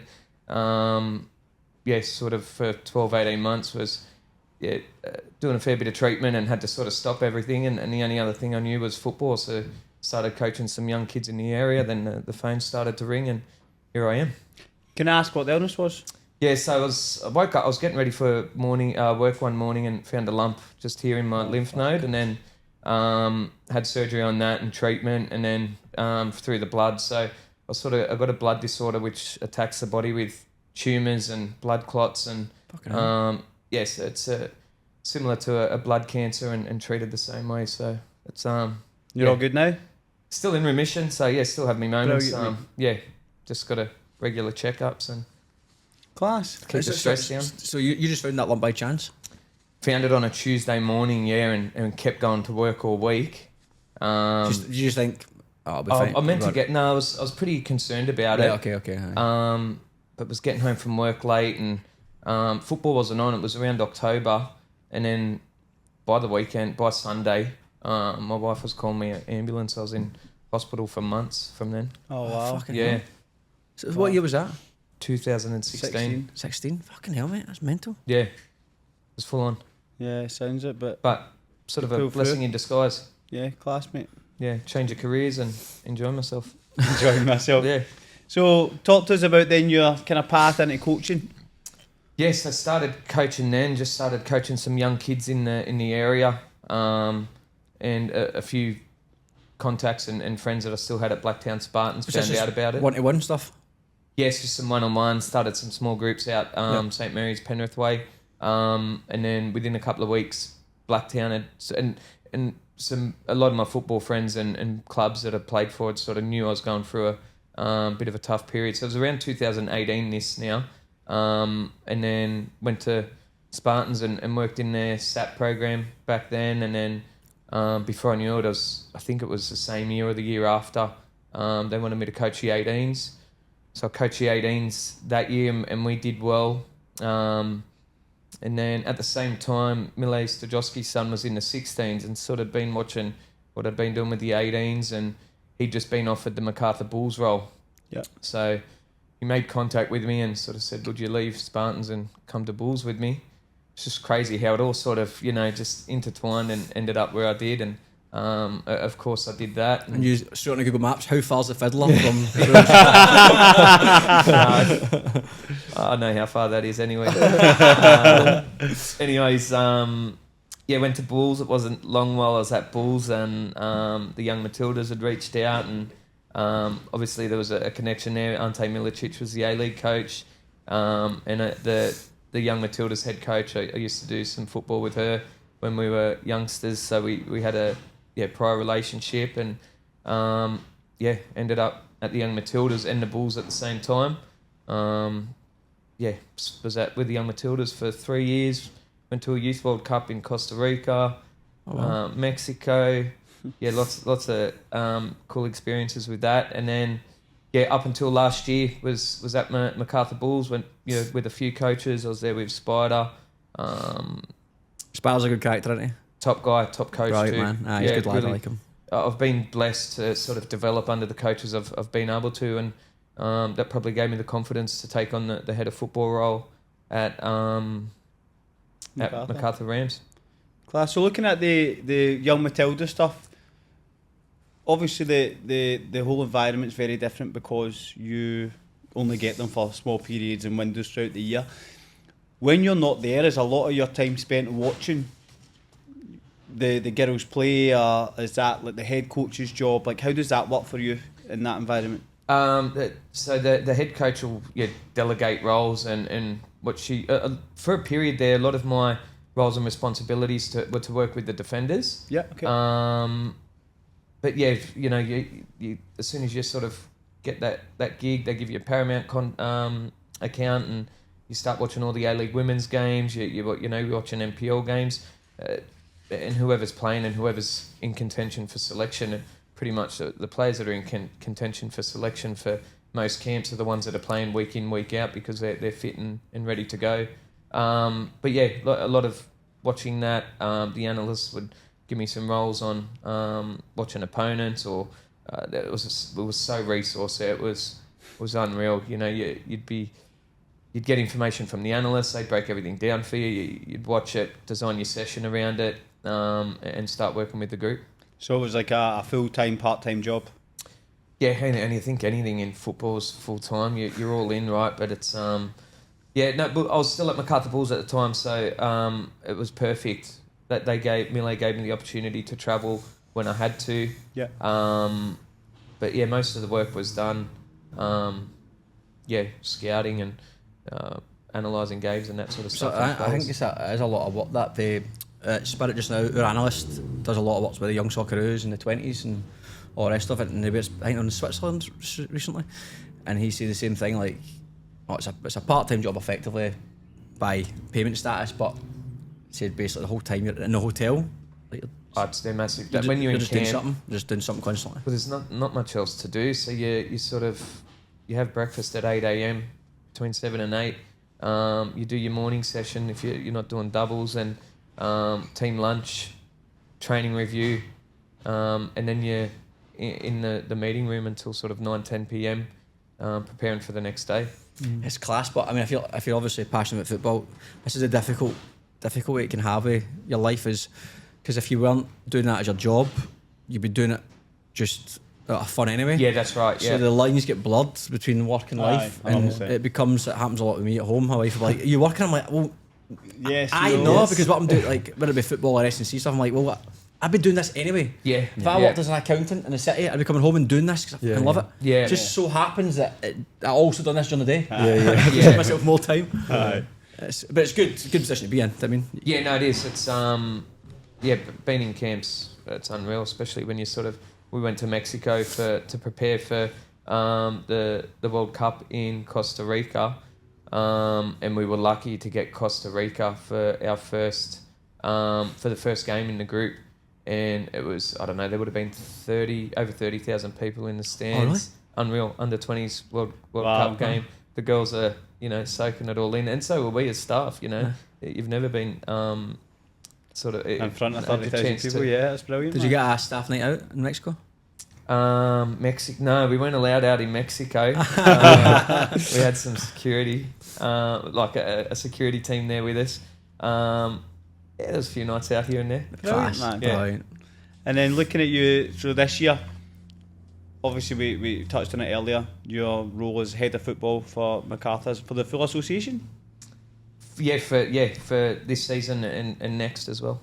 Yeah. How is that kind of day to day? Like, what is being the head of the I'm interested in football, that, actually. what People does it listen look probably like? are as well.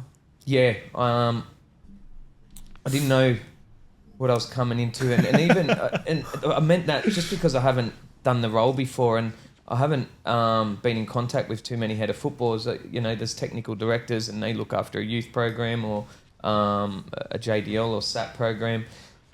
The first few months I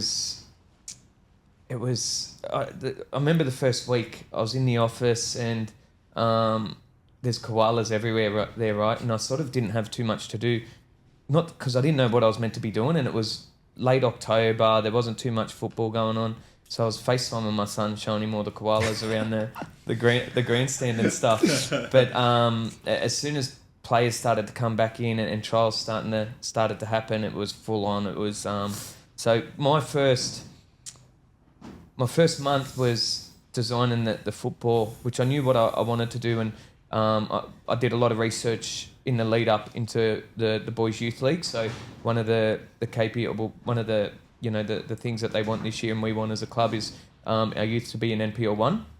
And what I did is reviewed their 2024 season and seen where they went wrong, where we can tidy things up. So that was the first thing I did, and delivered that to the youth coaches. This is what we're going to work on for the next 10 weeks. It's a crazy time that I took over too. So then I started working with the senior coaches, started doing the JDL programs and getting those coaches ready and how we're going to teach and develop players. But the whole time I took over, I said to when they employed me, I said, why didn't you come to me October 2025? We didn't have a home pitch for months.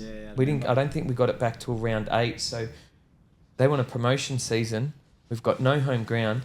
We're taking our youth down to Wollongong. Remember our seniors down to Wollongong to play Camden Tigers. Podcast, that's right. Yeah. Everywhere. Why Wollongong? Because should I tell him? Yeah, why not? I asked Hills. I said, guys, we're playing Hills. I said, do you want to change the fixture? And they said, no. You can come to our home ground, but the next time we play you're playing at our home ground again as well. And I went, all right, no problem. We're in Campbelltown. We're not too far from Wollongong. We'd been training on grass a lot too, right? So we wanted a grass pitch for our for that game, because there was no synthetic pitches available to us during the week. And Casserly was the head coach at the time. Yep. And I knew he lived in Manly. I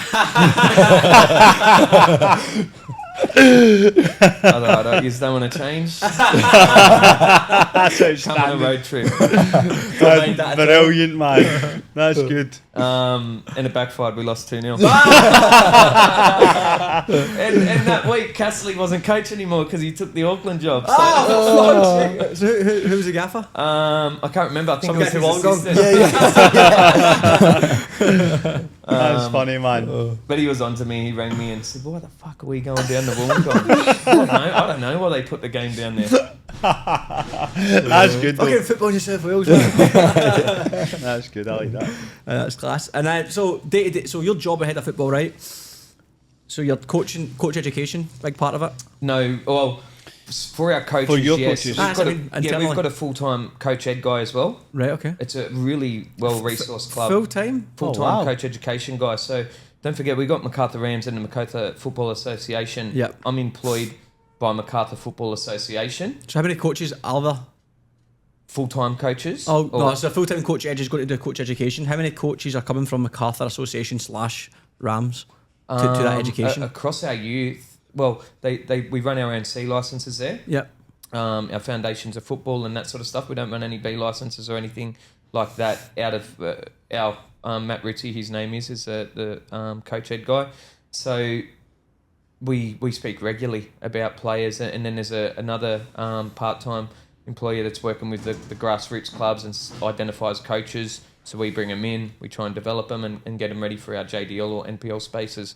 But I think all of our boys' youth, girls' youth, it'd have to be 85-90% of them are all locals. Oh, really? But then how many is that in total that are working in the Macarthur Association? In the Macarthur Association, so we've got, it's massive. So we've got, I'm the head of football, and then we've got our Association Youth League and Association JDL.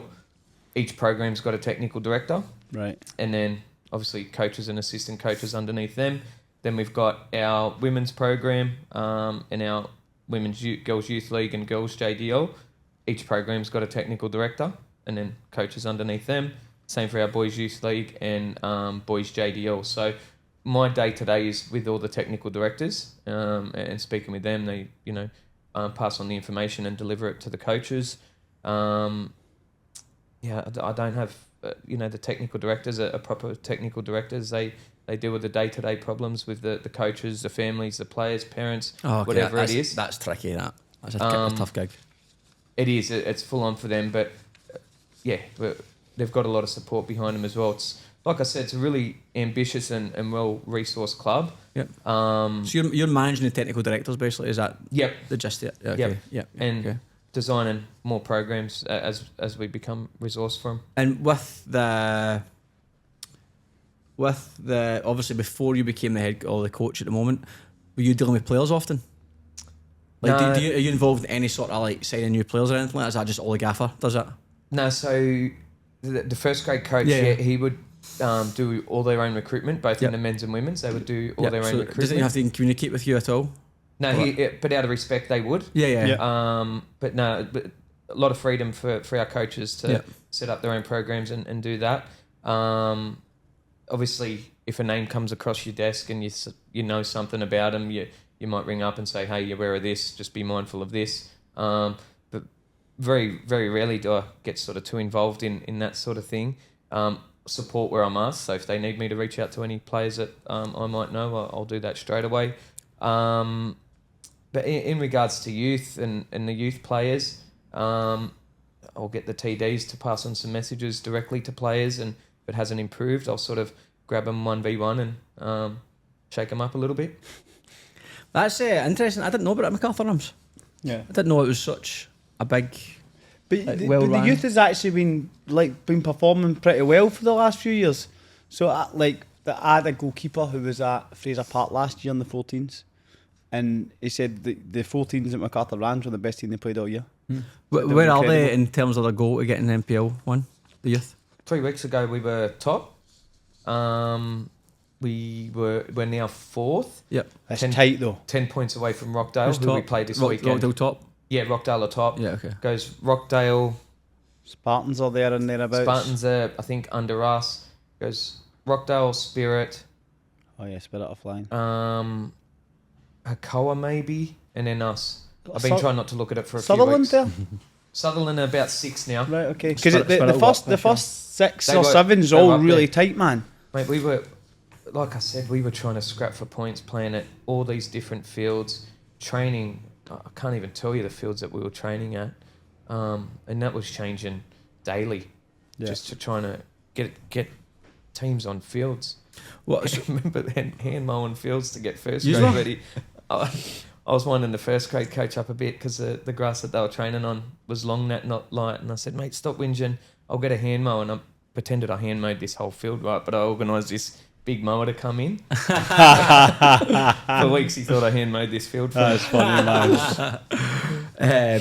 Just moving away from Macarthur for a bit. There's I'm assuming you're still involved in this, the Indigenous football advocacy. You're still involved in Up promoting that? until 2 weeks ago. So Oh, really? Okay. Yeah, so when I was with the young Matildas, we just had our first son, and I asked them to sort of stop travelling for a little bit and spend some time at home, and they were fine with that. And then that sort of period came to an end, and they said, all right, it's time to get back into it. And I asked for a few more weeks, and they said, look, it's clear you want to sort of stay at home with your family a little bit while they grow up. So there's this role that's available, and I'm Aboriginal myself. And I'd been speaking to Courtney, who's a general manager of that space for FA, about some options, and ended up taking a few teams to the National Youth Championships, 2022 or 23, and then went into a technical director role with them recently. But everything's just sort of becoming too much. Yeah. Yeah, he says And you've the got travel travel away. on.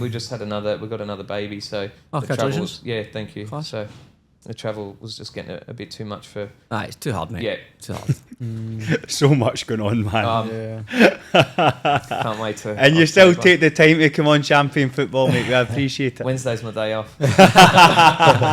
Brilliant, mate. Superb. Well, that's also a good cause as well, because we're talking about off air. I mean, Chaz and Anthony here at Lightweight was talking. There's not a ton of Indigenous players I can think of in the NPL space.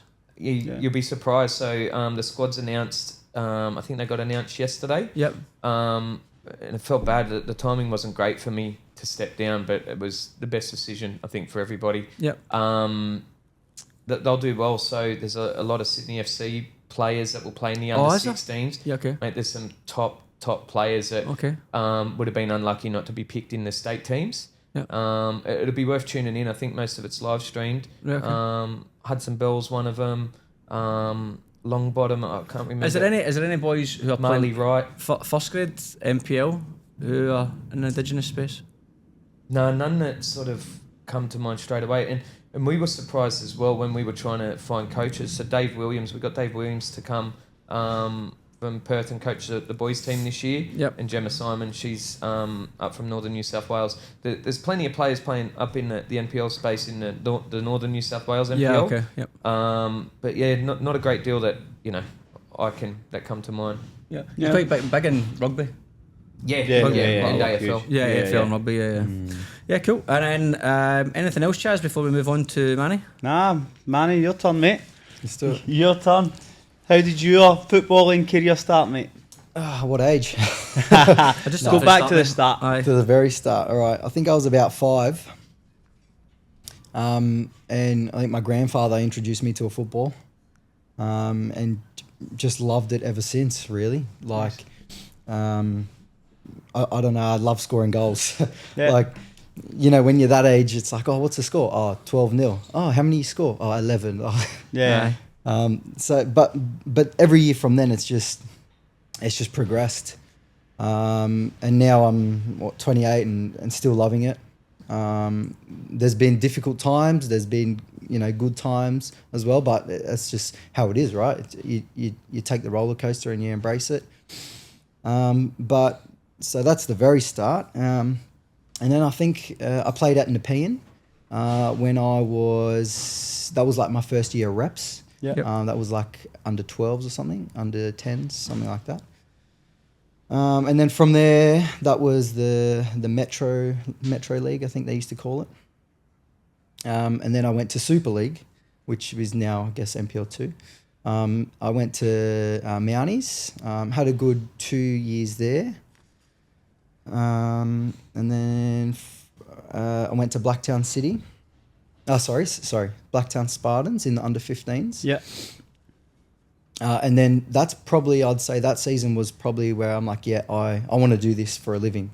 Like how cool would that be, playing football. So from there, kind of got serious, like with extra training and going to all those academies, and I'm sure there's a lot of people going through it now. From there, that was in the 15s. I stayed there for the 16 season as well. And then the 18 season also. And was, I think, 2 weeks before the competition started, the 18s coach at the time said, there's no future for you here. Like, I'm not going to play you the whole year. 2 weeks before the season started? Yeah. Oh, that's good, When isn't you'd it? signed Nice the guy. contract and everything was done. Yeah, pretty much. Right. Really nice guy. So I was like, yeah, okay. Good stuff. So what do I do here? Anyways, I knew Blacktown City were looking at me at that time. So I gave them a call and they said, yep, straight away, come. So I was like, okay, cool. And then from there, I had a really good season. I had good 2 seasons there. And we had gun players, like we had Keanu Bacchus was there, Yeah. Mario Shabao. All right, not bad. We killed that competition, really. I think I scored like 35 goals in that year. Wow. That was under 18s? Under 18s. Yeah, yep. okay. Yep. And it's funny, when we played Spartans that time, big match for me, just as you'd imagine. We won 4-1 and I scored a hattie, so I was happy about that. Did you get, Brilliant. what was your celebration? I didn't have one. I'd have went straight to that bench. Yeah. What was it? Mitch Malley was telling us that. Remember, he scored against. I can't remember the full story. I'm going to butcher the story, but he basically got chopped at training. Yeah. Remember? Yeah. And then when he played against him, he was a gaffer. The other guy was a gaffer, and Yeah. he scored. He had, when his baby was born, the scan showed his baby was sort of doing that. Oh, yeah. So that's now his celebration. Yeah. So right, he yeah. scored. He ran up to the gaffer's face and done that. Right Brilliant, How old man. was he?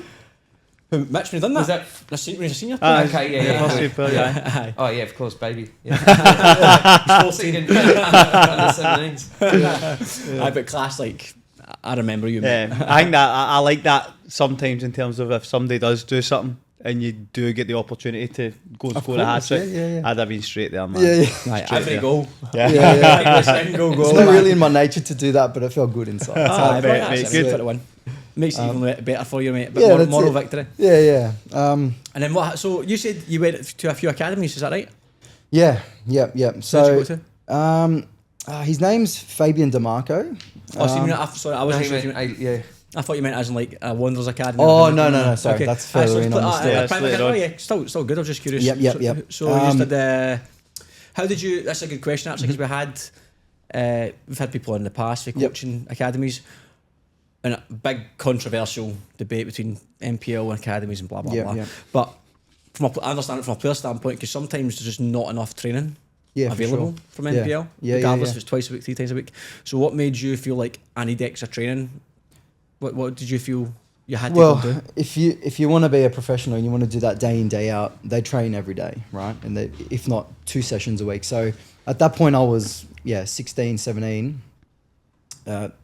Recovery time for me was nothing. Like you'd have a session in the morning, you'd do it in the afternoon, you wouldn't feel sore. If I did that today, I'm gone. No, I need 4 days to recover. But I think another boy in my team at the time, he said, look, I'm going to this guy. He's really good in terms of like intensity and stuff, and also like off the field, like mindset. I felt that helped me as well. What sort of stuff were you doing mindset wise? Sorry? What sort of things were you doing mindset wise? Well, he'd run, he's a very passionate guy, and he'd run almost like seminars where he'd get a group of his boys, and he'd, like we had booklets and everything, like, I can't remember now exactly what it was saying, but just to build your strength up in your head. Ah, yeah, a very important part of the game, eh? Like, I mean, that's really the football's a tough industry where you can be, playing 1 week and then bench the following week or whatever. We had Perry mentioned that last week, talk about players. So get to a certain point, obviously talent, huge part of it, but after that, it becomes mindset. Of course. Can you stay there? Can you handle the pressure of it? That's it. How bad you want it in the end, I guess. Aye. But yeah, that helped me for a good few years there, and then that's kind of when that Blacktown City team. That's kind of when we all branched out to the youth league teams like Central Coast Wanderers FC and that. Yeah. So I joined Sydney FC. Yeah. And that was just after high school, so I was pretty much doing that full time. Sorry. And that was probably my first taste of like full time professional. Training every day, just about. Getting in that routine of gym, play 5 days a week. And that was I played under 20s and firsts. Yeah. And a bit of NYL there as well. Who's your gaffer there? Rob Stanton. Oh, yeah, okay. So fantastic coach. Now I look back when I'm older, I think like he always had an answer and a solution for everything. At the time you maybe take it for granted, but now he very well organised. So he's got to be one of the best coaches I've had, I'd say. Mm-hmm. Oh, he'd be up there. I mean, you're still the best, mate. Don't worry. That's why I said one off. One off. And then from there we played the grand final, and I feel like there wasn't a future for me there. Why? Okay. So Graham Arnold was the head coach at the time, and I think he did a press conference, and he said something along the lines of, I'm not here to develop the youth or whatever.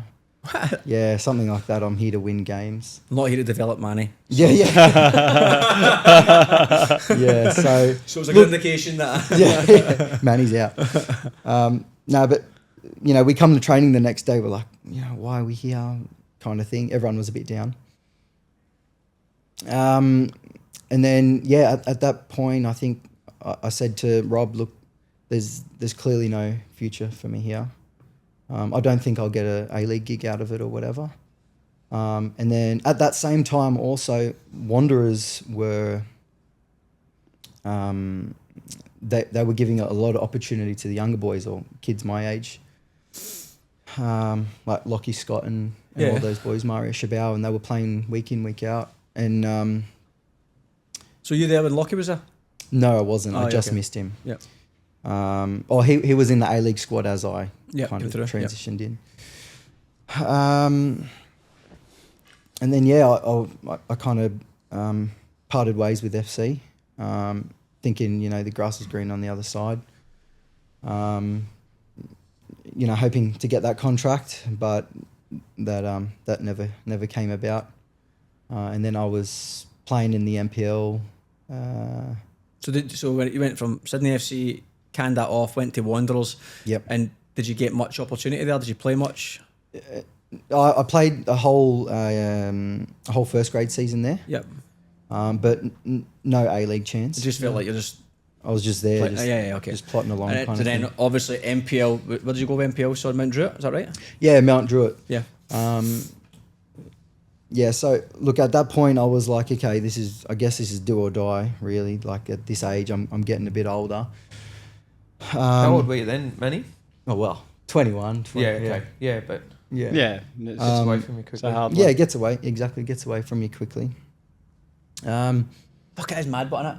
Yeah. Like, Yeah. football, you got like that window. Yeah. I mean, there's obviously the odd sort of Anomaly. outlier who gets through a wee bit older, but Yeah. But back then too, when you sort of, and you see youth players now that they get taken into A-League academies, Sydney FC Wanderers or Mariners, and it'd be hard for a 15-year-old not to think, I'm going to be a pro.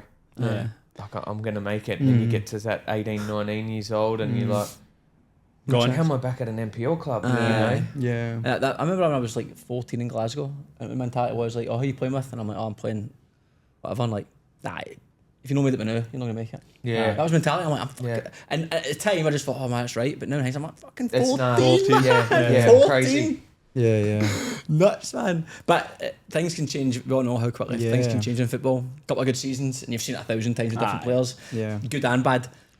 It's crazy how, like, as you said, the career can just evaporate. And how many lads do you get now? Who do you play for? Oh, I play for Mounties. But I used to play for... Yeah. Aye. Yeah. You know what I mean? I know Yeah. that was 12 years ago, buddy. So, aye, exactly. Settled down. Yeah. So, how did you go that year, Mount Druitt? Yeah, so that was one of the best seasons I've had there, and I felt like, that whole time before, it's okay, got to be pro, do everything right. I feel like I gave myself so much pressure that when I went to Mount Druitt, I was like, you know what, stuff it, just relax, Enjoy yourself. just enjoy yourself, and that's when I played the best. Well, football, it's funny that because we talk about when you start playing. My grandfather at 5 o'clock, you go and playing football. We played football, Yeah, young age.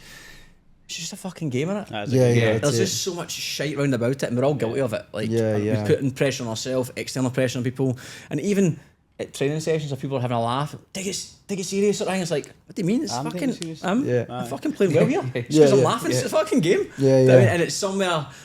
Like Messi's the best example. Yeah. Who just looks like he's Yeah. just playing out with his mates. Yeah, He yeah, just yeah. runs amok, but. Yeah. That gets sucked out of you somewhere. And when I was growing up, there was a lot of boys who left the boys' club teams and they went and played with Celtic or Rangers, Dundee United, blah blah blah. Yeah. And they thought when they came back out of that system, they always said they stopped enjoying it there. Yeah. Because it got too serious too quick. And that's like I'm talking like 13, 14, 15.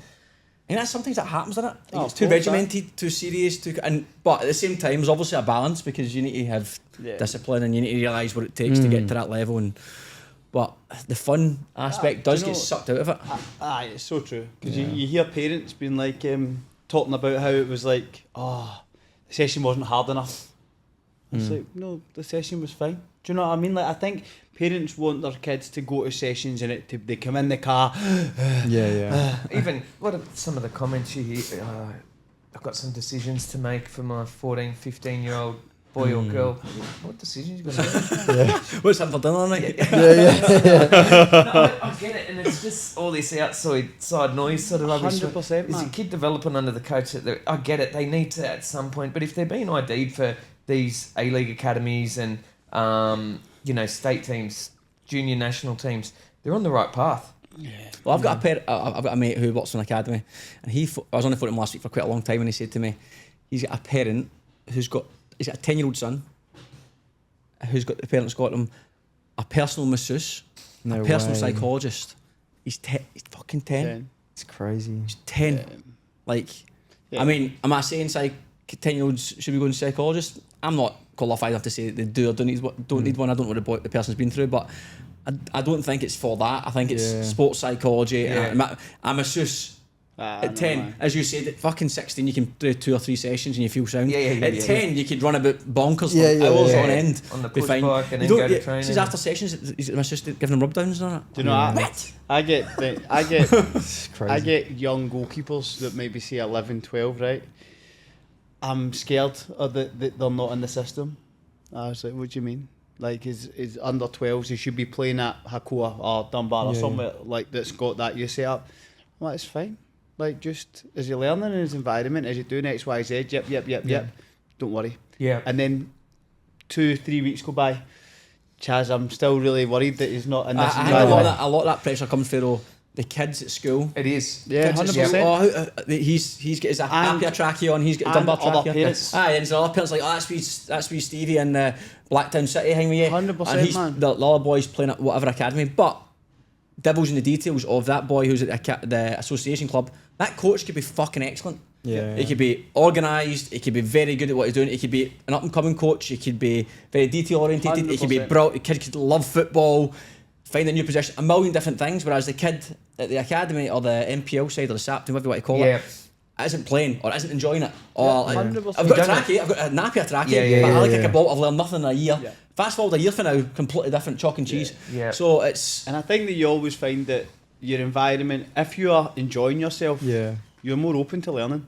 You're going to learn better if you're enjoying yourself. If you're going to more energy, then nothing's going to stick, man. And it's hard because again you don't know. There's no right answer. Do you know what I mean? People it's hard. It's the unknown too. And when you've got 13, 14-year-olds trying to make decisions. I remember a long time ago. I would have been about 13, 14, and in one of these programs I was in at New South Wales was you had to make a decision that you're going to stop playing your club football. But that meant no football, so no weekend football. So you're going to train with them full time, then you'd play Victoria, Tasmania. They were going to organise maybe 5-6 games throughout the year.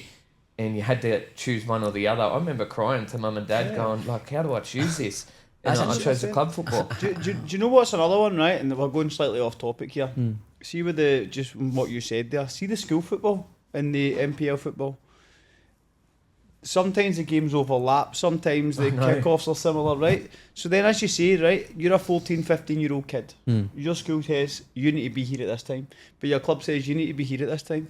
I know. What the fuck do the kids do? Yeah, I know. Do you know what I mean? Like it's such a poor situation to put them in because kid just wants to play football, they just want to play. Yeah. Kid just wants to get on football. It's bizarre. The whole youth / academy / youth development / youth coaching / parental thing is the biggest can of worms. It's bonkers. Like, you could talk about it all day, like good, bad, and different. What could be better? What's good as it is? It's difficult. I think that nowadays, though, the biggest red flag is kids being treated like mini professionals. Yeah. Instead of kids. Agreed. Don't get me wrong. Kids should still have. If you want to learn something, you need to apply yourself to the skill and arrest it. And you need to. And there's beauty in the discipline side of things. Yeah, and blah, blah, blah. Of course it is. All that stuff, 100%. But the environment has to be right, and there should be no pressure on it. Like at 10 years old, like to you, this whole Project Mbappe thing. Fuck off. Yeah. Project Fuck Off. Like honestly, come on, man. Like, I get added off like sometimes on Instagram. Some such and such as follows you. I'm like, that looks like a wee guy following me. I'm like, what the fuck? But it's operated by such and such. And it's just videos of the kid doing all this. Like, do you know what's honestly mental? Like, see if you think of like us growing up to now, it is wild. Like, genuinely is wild. We ran about the streets and kicked a football. That was our life. And we learned though because we enjoyed ourselves. I mean, what games that like? Football, tennis, and all that you played. I was thinking about all that social media stuff, right? That parents have got videos of their kids and that. when we were growing up, there wasn't prime ministers or presidents making Twitters and Instagram posts about just something they've done. You know what I mean? It's all different now. You would never read a news on Instagram about what's just happened overseas. Nah. You're starting the news on it. The TV news at 6 o'clock. That's when you got what you got. And then people actually would be like, not excited to watch the news, but they would be in the house like ready for the news to start because they knew that was their window to watch it. And after that, Home and Away was on. I was even on in Scotland Home and Away, man. It was at 5:30 and Home and Away at 6 o'clock. That's what it is. That's funny. But it's a crazy world, the whole youth space. I don't envy it. There's parents only want what's best for their kids. Of course, yeah. They only want what's best for their always kids. comes from a good place. But you're getting bombarded with clubs telling you one thing, academies telling you another thing, the school telling you another thing, the internet telling you another thing, and you're in the middle trying to make a decision what's best for them, and you don't have and you do not know, or you've got your own experience, and you're trying to do it through that as well. Do you know it's also the landscape here is quite complicated. It's not fucking straightforward. I know. So parents, as you say, the ones that don't know, say someone that's come over from overseas and is trying to understand that they've got a kid that wants to get involved, they don't know because there's so much stuff. Yeah. Like, whereas obviously if you have overseas, you've got your clubs, you've got your professional teams, and that's pretty much it. Whereas here there's like this SAP, and then now in the eastern suburbs they do like local SAP, right? Yeah. So it's like Maroubra United SAP. So then I get parents be like, oh yeah, he signed for Maroubra United SAP. I'm like, that's not a fucking SAP team. But they don't, so they see it as like, which is again, it's for me the club's at fault for not being specific clear as to what we actually are. And then you've got the other end of it where the people that have grown up in Australia, grassroots football, and their kid gets identified at a grassroots game, and they're like, oh, that's great. Like, when do we start? Or you can start training this Tuesday. Or how do we register? Oh, you just got to pay $3,000. What? I was paying $500 this year. Yeah. It's just like You're really good, mate. So we want $3,000. Oh, aye. It's mental, isn't it? It's bloody wild. I mean, financial things that I'm not educated on, where the money gets funneled to, what it pays for, what it doesn't pay for. Maybe it's a necessity. I don't know. So I'm only comment too much on it. But it is an expensive sport. It is, yeah. It is an expensive sport. It's just different from grassroots to that, and they don't know. People don't know what they're coming into. They're all excited about their kid being ID'd, and then there's sort of shit. I've got to pick up another job so my kid can play football. Yeah, I know that is a shame. That's a real shame in that regard. But and then you've got the ones that like some clubs will, like I'm speaking about goalkeepers here, right? Some clubs have got like 3 sessions a week, and they say that the goalkeepers must train with their goalkeeper coach an extra 2 sessions a week, but that's extra money on top of what they do. Goalkeeping. I know this is obviously your actual business, goalkeeping, but goalkeeping coaching is a real problem. I agree completely. In NPL football, because it's a luxury for some clubs. Because you've got your head coach, assistant coach, you've probably got a physio in there somewhere. Yeah. S&C is usually a luxury. Goalkeeping is a luxury. S&C I can understand because some coaches can have a bit of knowledge, but if FFA tries to put some of their education stuff, you can sort of flit around the edges. Don't get me wrong, it's shite for the most part, but you can see why that's a luxury. Goalkeeping coaching should be fucking there. It is. Yeah, it is one of the most important parts of a football team.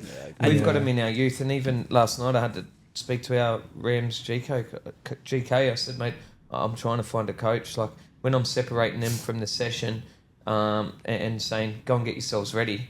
It's him and the other goalkeeper just warming themselves up instead of a goalkeeper coach putting them through a warm-up that's related to the session. You're going to be dealing with a lot of crosses here. But I also think that that's a problem, though. I think that some clubs that do have goalkeeping coaches don't like the training well enough.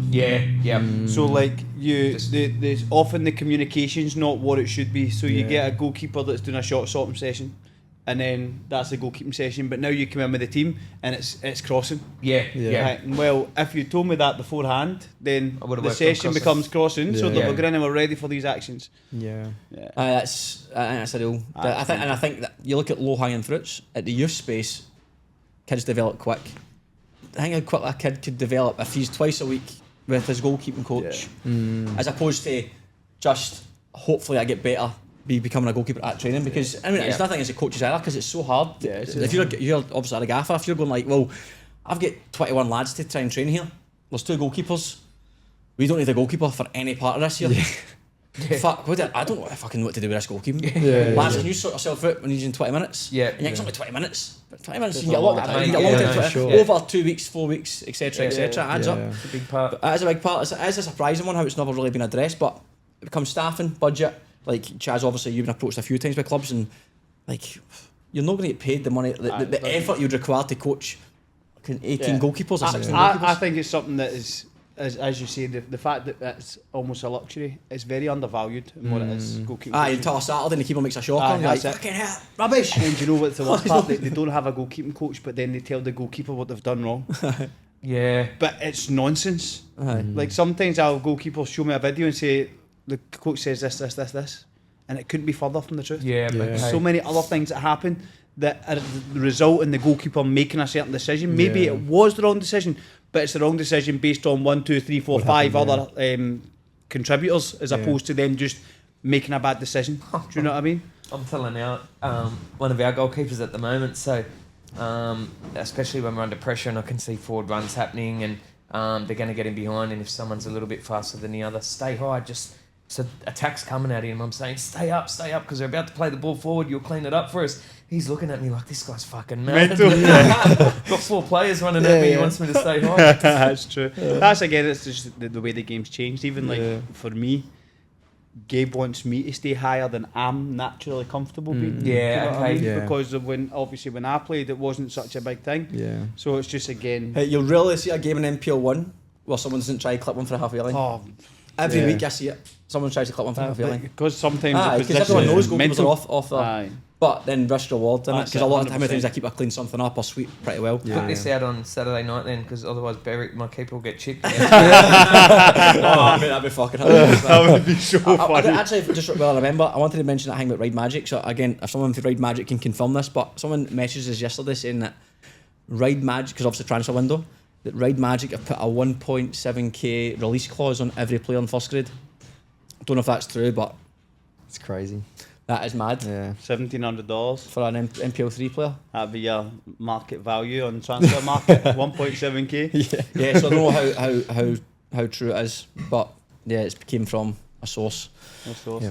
Sorry, mate. We went a big that's tangent alright, there. it's Back to you, Manny. So We're at Mount Druitt. Mount Druitt, Finished at Mount best Druitt. season. Yeah, You're yeah, enjoying but- yourself. Yeah, exactly. So no pressure, just almost like it is what it is. But I still want to try, make it at this point still. I had an agent in the background just doing stuff, reaching out to clubs and whatever overseas. And he always just said to me, just stay warm. We don't know when the opportunity is going to come, but just stay ready, be fit. And then I think it was maybe we had about 2 games to go of the Mount Druitt season, and it was us and Central Coast Mariners, and we were fighting for promotion. And we had to play them that week, so pretty much whoever won kind of got promoted. And of course, that was the week that they found me something overseas. And they wanted to send me, it was to Ukraine actually. Yeah. From then, we, after, not the Central Coast game, but the week prior, that was kind of when they reached out to me and they said, okay, we've got to get him on a plane. So which means I'll miss the Central Coast game. And the club wasn't really happy at the time. It's such an important game pretty much. But then again, you look at it like, this kid can have a chance to make something of himself overseas. So after the game, it was the coaching staff, and then my agents were sitting in a room and we were trying to come up with this agreement because they pretty much wouldn't let me leave. And I wanted to go. I wanted to try and pursue something, make something of myself. And we were probably sitting in the room for, an hour or so saying, stay, leave, whatever. In the end, they said, look, we don't really want you to leave. And then we kind of left it at that. And then driving home on the way home, they called me and they said, hey, just go. Fuck. Yeah. I was like, okay. But then after that, like for me mentally, that was a massive, I guess, a head fuck. Really. So I made the decision just to stay here and finish the job, I guess. Did you win? Hey? Did you beat? Yeah, Central we Coast? won. Yeah. We won 4-1. Scored a hat trick in the first half. Oh, lovely. And then that was pretty much secured promotion. Aye. Nice. So you didn't go to Ukraine in the end? No, I didn't go to Ukraine. Also, at the time, it was a couple of years ago, they had the Ukraine bombings as well. Oh, so fuck. it was kind of a bit of a dodgy time to go. Oh yeah. But look, I don't regret anything. And after that year, did you stay with Mountdruitt? No, after that, I went to Blacktown City. Oh, right, okay. And I played a first grade season there with them. What year was that, 2019? 2019, Yeah. 2020, something like that. Yeah. Had an okay average season there. Nothing fantastic. And then after that, what was that? COVID, mate. COVID, yes, COVID. So what did you do after that? So Blacktown City. Yep. Did you go anywhere before Rams? Yes, I did. I went to St. George Saints Saints, yeah. when they were in Division 2 still. Oh, okay. And then I think that was the COVID year, so that was Gone. basically. And then the year after that, I went to Spartans. Fucking hell, you've done the rounds. Yeah, I haven't know. Now that I'm saying it in my head, I'm like, been around a bit. I went back to Spartans. I think maybe the same time you were there, Timmy. Really? I think so, yeah. Yeah, okay. Around the same time. Under Paul Hubbard? No. Andy? Oh, I was going by then. Oh, okay. Yeah, there you go. And then just enjoyed my football again. Got golden boot that year as well. And then from there, I went to Bonnyrigg. Yep. Fucking hell. Absolute NPL slut. Yeah. Pretty much. Yeah.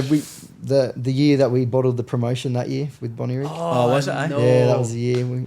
It was something ridiculous. Like we needed a win out of the last 4 or 5 games. I remember that. Really? Yeah, we would have secured it, and then I remember. we lose game 1, lose game 2. We're like, all right, guys, we should probably try and get a point here. Yeah. And we just couldn't do it. I remember that. And then St. George jumped us on goal difference. I think we finished on the same points, but goal difference they had the promotion game, and they good on them. We played you. I've said this before. I was at Rydomere at that point. Yes, yeah, okay. And we played them Bonnyrigg maybe 3 games to go or Yeah. something, and we were struggling. Yeah, And yeah. You guys were flying. Yeah, we were finishing flying. it on each. Yeah. First clean sheet I had all season. Yeah. And then Rams after Bonnyrigg. Yes. So this is your 3rd year at Rams then? 2nd? So I came in the window last year. Right, okay. Yeah. Class. Are you enjoying it? Yeah, I am. you can't fucking say anything else, can you? Yeah. Shit. Yeah, no. I was enjoying it until 6 weeks ago Yeah. when we changed coach. So you've been through a lot of clubs, right? Yeah. Let's just remove Tim from this conversation. Who's been your favourite coach to work under that time? Because you've been at a lot of clubs. And why? I feel like I like Raymond Miller, Wiz. Yep. He's very young. He's relatable. Bonnyrigg player. He was and coach. He's a cracking player, wasn't he? Yeah, Right, brilliant. So yeah, he had us that year of the promotion. Yeah. He had us as an assistant coach, and he was pretty much running the show there. Yeah, Yeah. okay. So all the boys wanted to play for him. Good communicator. He just made the sessions exciting all the time. So Yeah, good. so yeah. Do you know what's interesting though? Good communicator, right? I think that is, you look at head coaches, right? I don't think that communication is something that they do well enough. In general, like What a fucking shots fired at head coaches. it's true though. Fucking hell. I feel that a lot of coaches find being honest with players difficult. Oh, is that what you mean? Aye. I think meant communication. No, I in mean general. like that. So as you see, all Yeah. players want from a coach is tell the truth. That's Yeah, it. yeah. Good, I bad, think indifferent. some coaches, I can almost like some are. I don't know. I think some might just be shite bags. That's what I mean though. Like Aye, but some aren't though. Like some are just direct and to the point. Yeah. Because like some are, you have to be ruthless, man. Yeah, of course you do. You have to be ruthless, detach emotion, Yeah. and that's one thing I'll give credit to Perko with. Like he just, it's just football, nothing against you. Boom, decision made. Because if you don't and you get caught up with emotion, the only person that gets affected, the only thing that gets affected is the club. Yeah. Because more often than not, you're trying to make a decision what's best for the club, 100%. and that's often what the good coaches will say. They'll say like, not that you don't care, so that's probably the wrong phrase, but it's like, I know this is the situation, how did you do it? Like, that's a tough decision to make. Oh, I'm getting paid by the club, this is what's best for the club, I need to make this decision, this is my job, I'm not trying to be their mate. Yeah. And to remove that, it's tough, because Yeah, I you agree. become mates by, like, mates, I say mates, Yeah, but because you know you what I mean? spend a lot of time with the person. Aye, the and people. you do yeah. end up like, you know, you start to know, the good coaches know that they've got a new kid and this is his fourth club, and you start to look at all these things that are factors, shit, and they let him go. Aye. Fuck. Like, That's why? Because we're difficult. getting this other guy who's better and makes the club better, and that's my decision. And Aye. it's football, nothing against you, mate. You're a great guy, but you're pish, so beat it. Yeah. Yeah. But anyway, let's move on to deploy predictions. Deploy predictions. Deploy predictions. So the Deploy, thank you obviously for coming on board with the podcast. They develop Australia's best value for money footballs, tailored to every price point and category. From day one, Deploy has focused on engineering footballs for purpose, especially for junior progression, bridging the gap between entry-level training balls and elite match balls. And now, with the launch of Deploy's new Elite Match Ball range, Deploy offers a complete football pathway for every age and level of the game. The Deploy Counter and the Deploy Munich are the official match balls for 14 local Premier Leagues around New South Wales and are the ball of choice for many NPL clubs. Right, predictions. Predictions. So Perry and Bay got 5 each. Perry and Bay 5 each, I get 8, you get 7. Big game here, first one. Central Coast Mariners versus Mount Druitt. Where's it at? Mariners? At Mariners. Mariners. I'm going to say Mount Druitt. Oh. Oh, that's it. I'm going to go Central Coast Mariners. Away. Did Mendroot sign anyone that we've mentioned? No, all we know is that Pedrinho's We know gone. Pedrinho's gone, aye. But it didn't make a difference at the weekend. Yeah, did it? they've got a few players coming in. Oh, have they, aye? Yeah, I can't. Do you know what? I want to go draw. Visa, and They've got a visa player in. yeah. Oh, Yeah, Pedrinho's 'cause gone, I suppose. And aye. Joe's gone. 2 visa spots. 2 visa spots. Nice. I'm going draw. I'll go draw as well.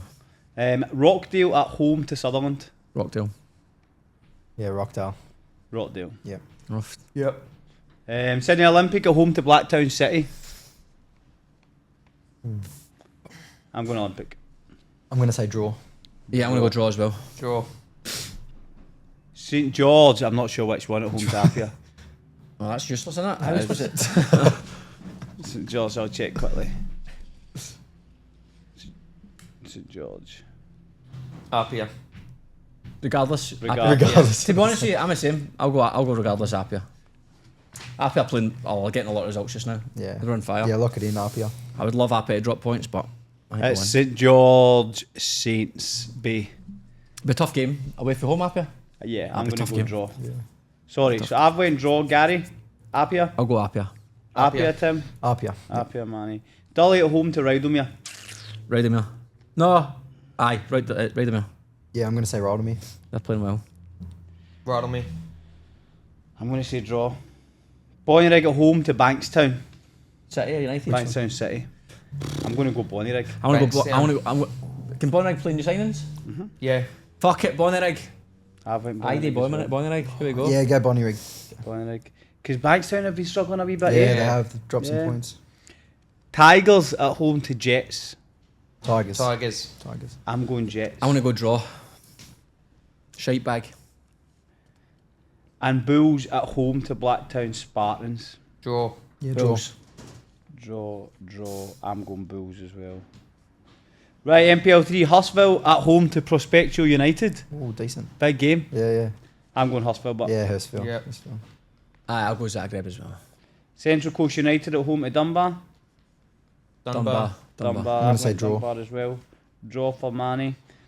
Hawkesbury at home to South Coast Flame. That's a big one. Flame. South Coast Flames back off of the wee week off. A wee Bye. week off. It's a 5-hour drive to the Hawks. Fuck, so it is, aye. No, it's not It's that not big. 5 hours, You do but the fixtures.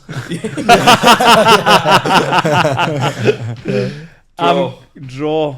Flame. Flame away. I'm going to go away as well. South Coast Flames. I've already told you. Oh, I didn't hear you. South Coast Farms. And then Gladesville ride Magic at home to Bankstown United.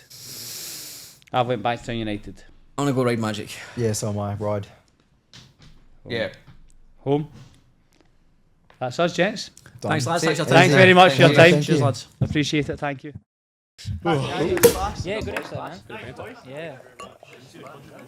Thanks for having us. What was that guy's name you said? The gaffer was the one. Oh, Danny.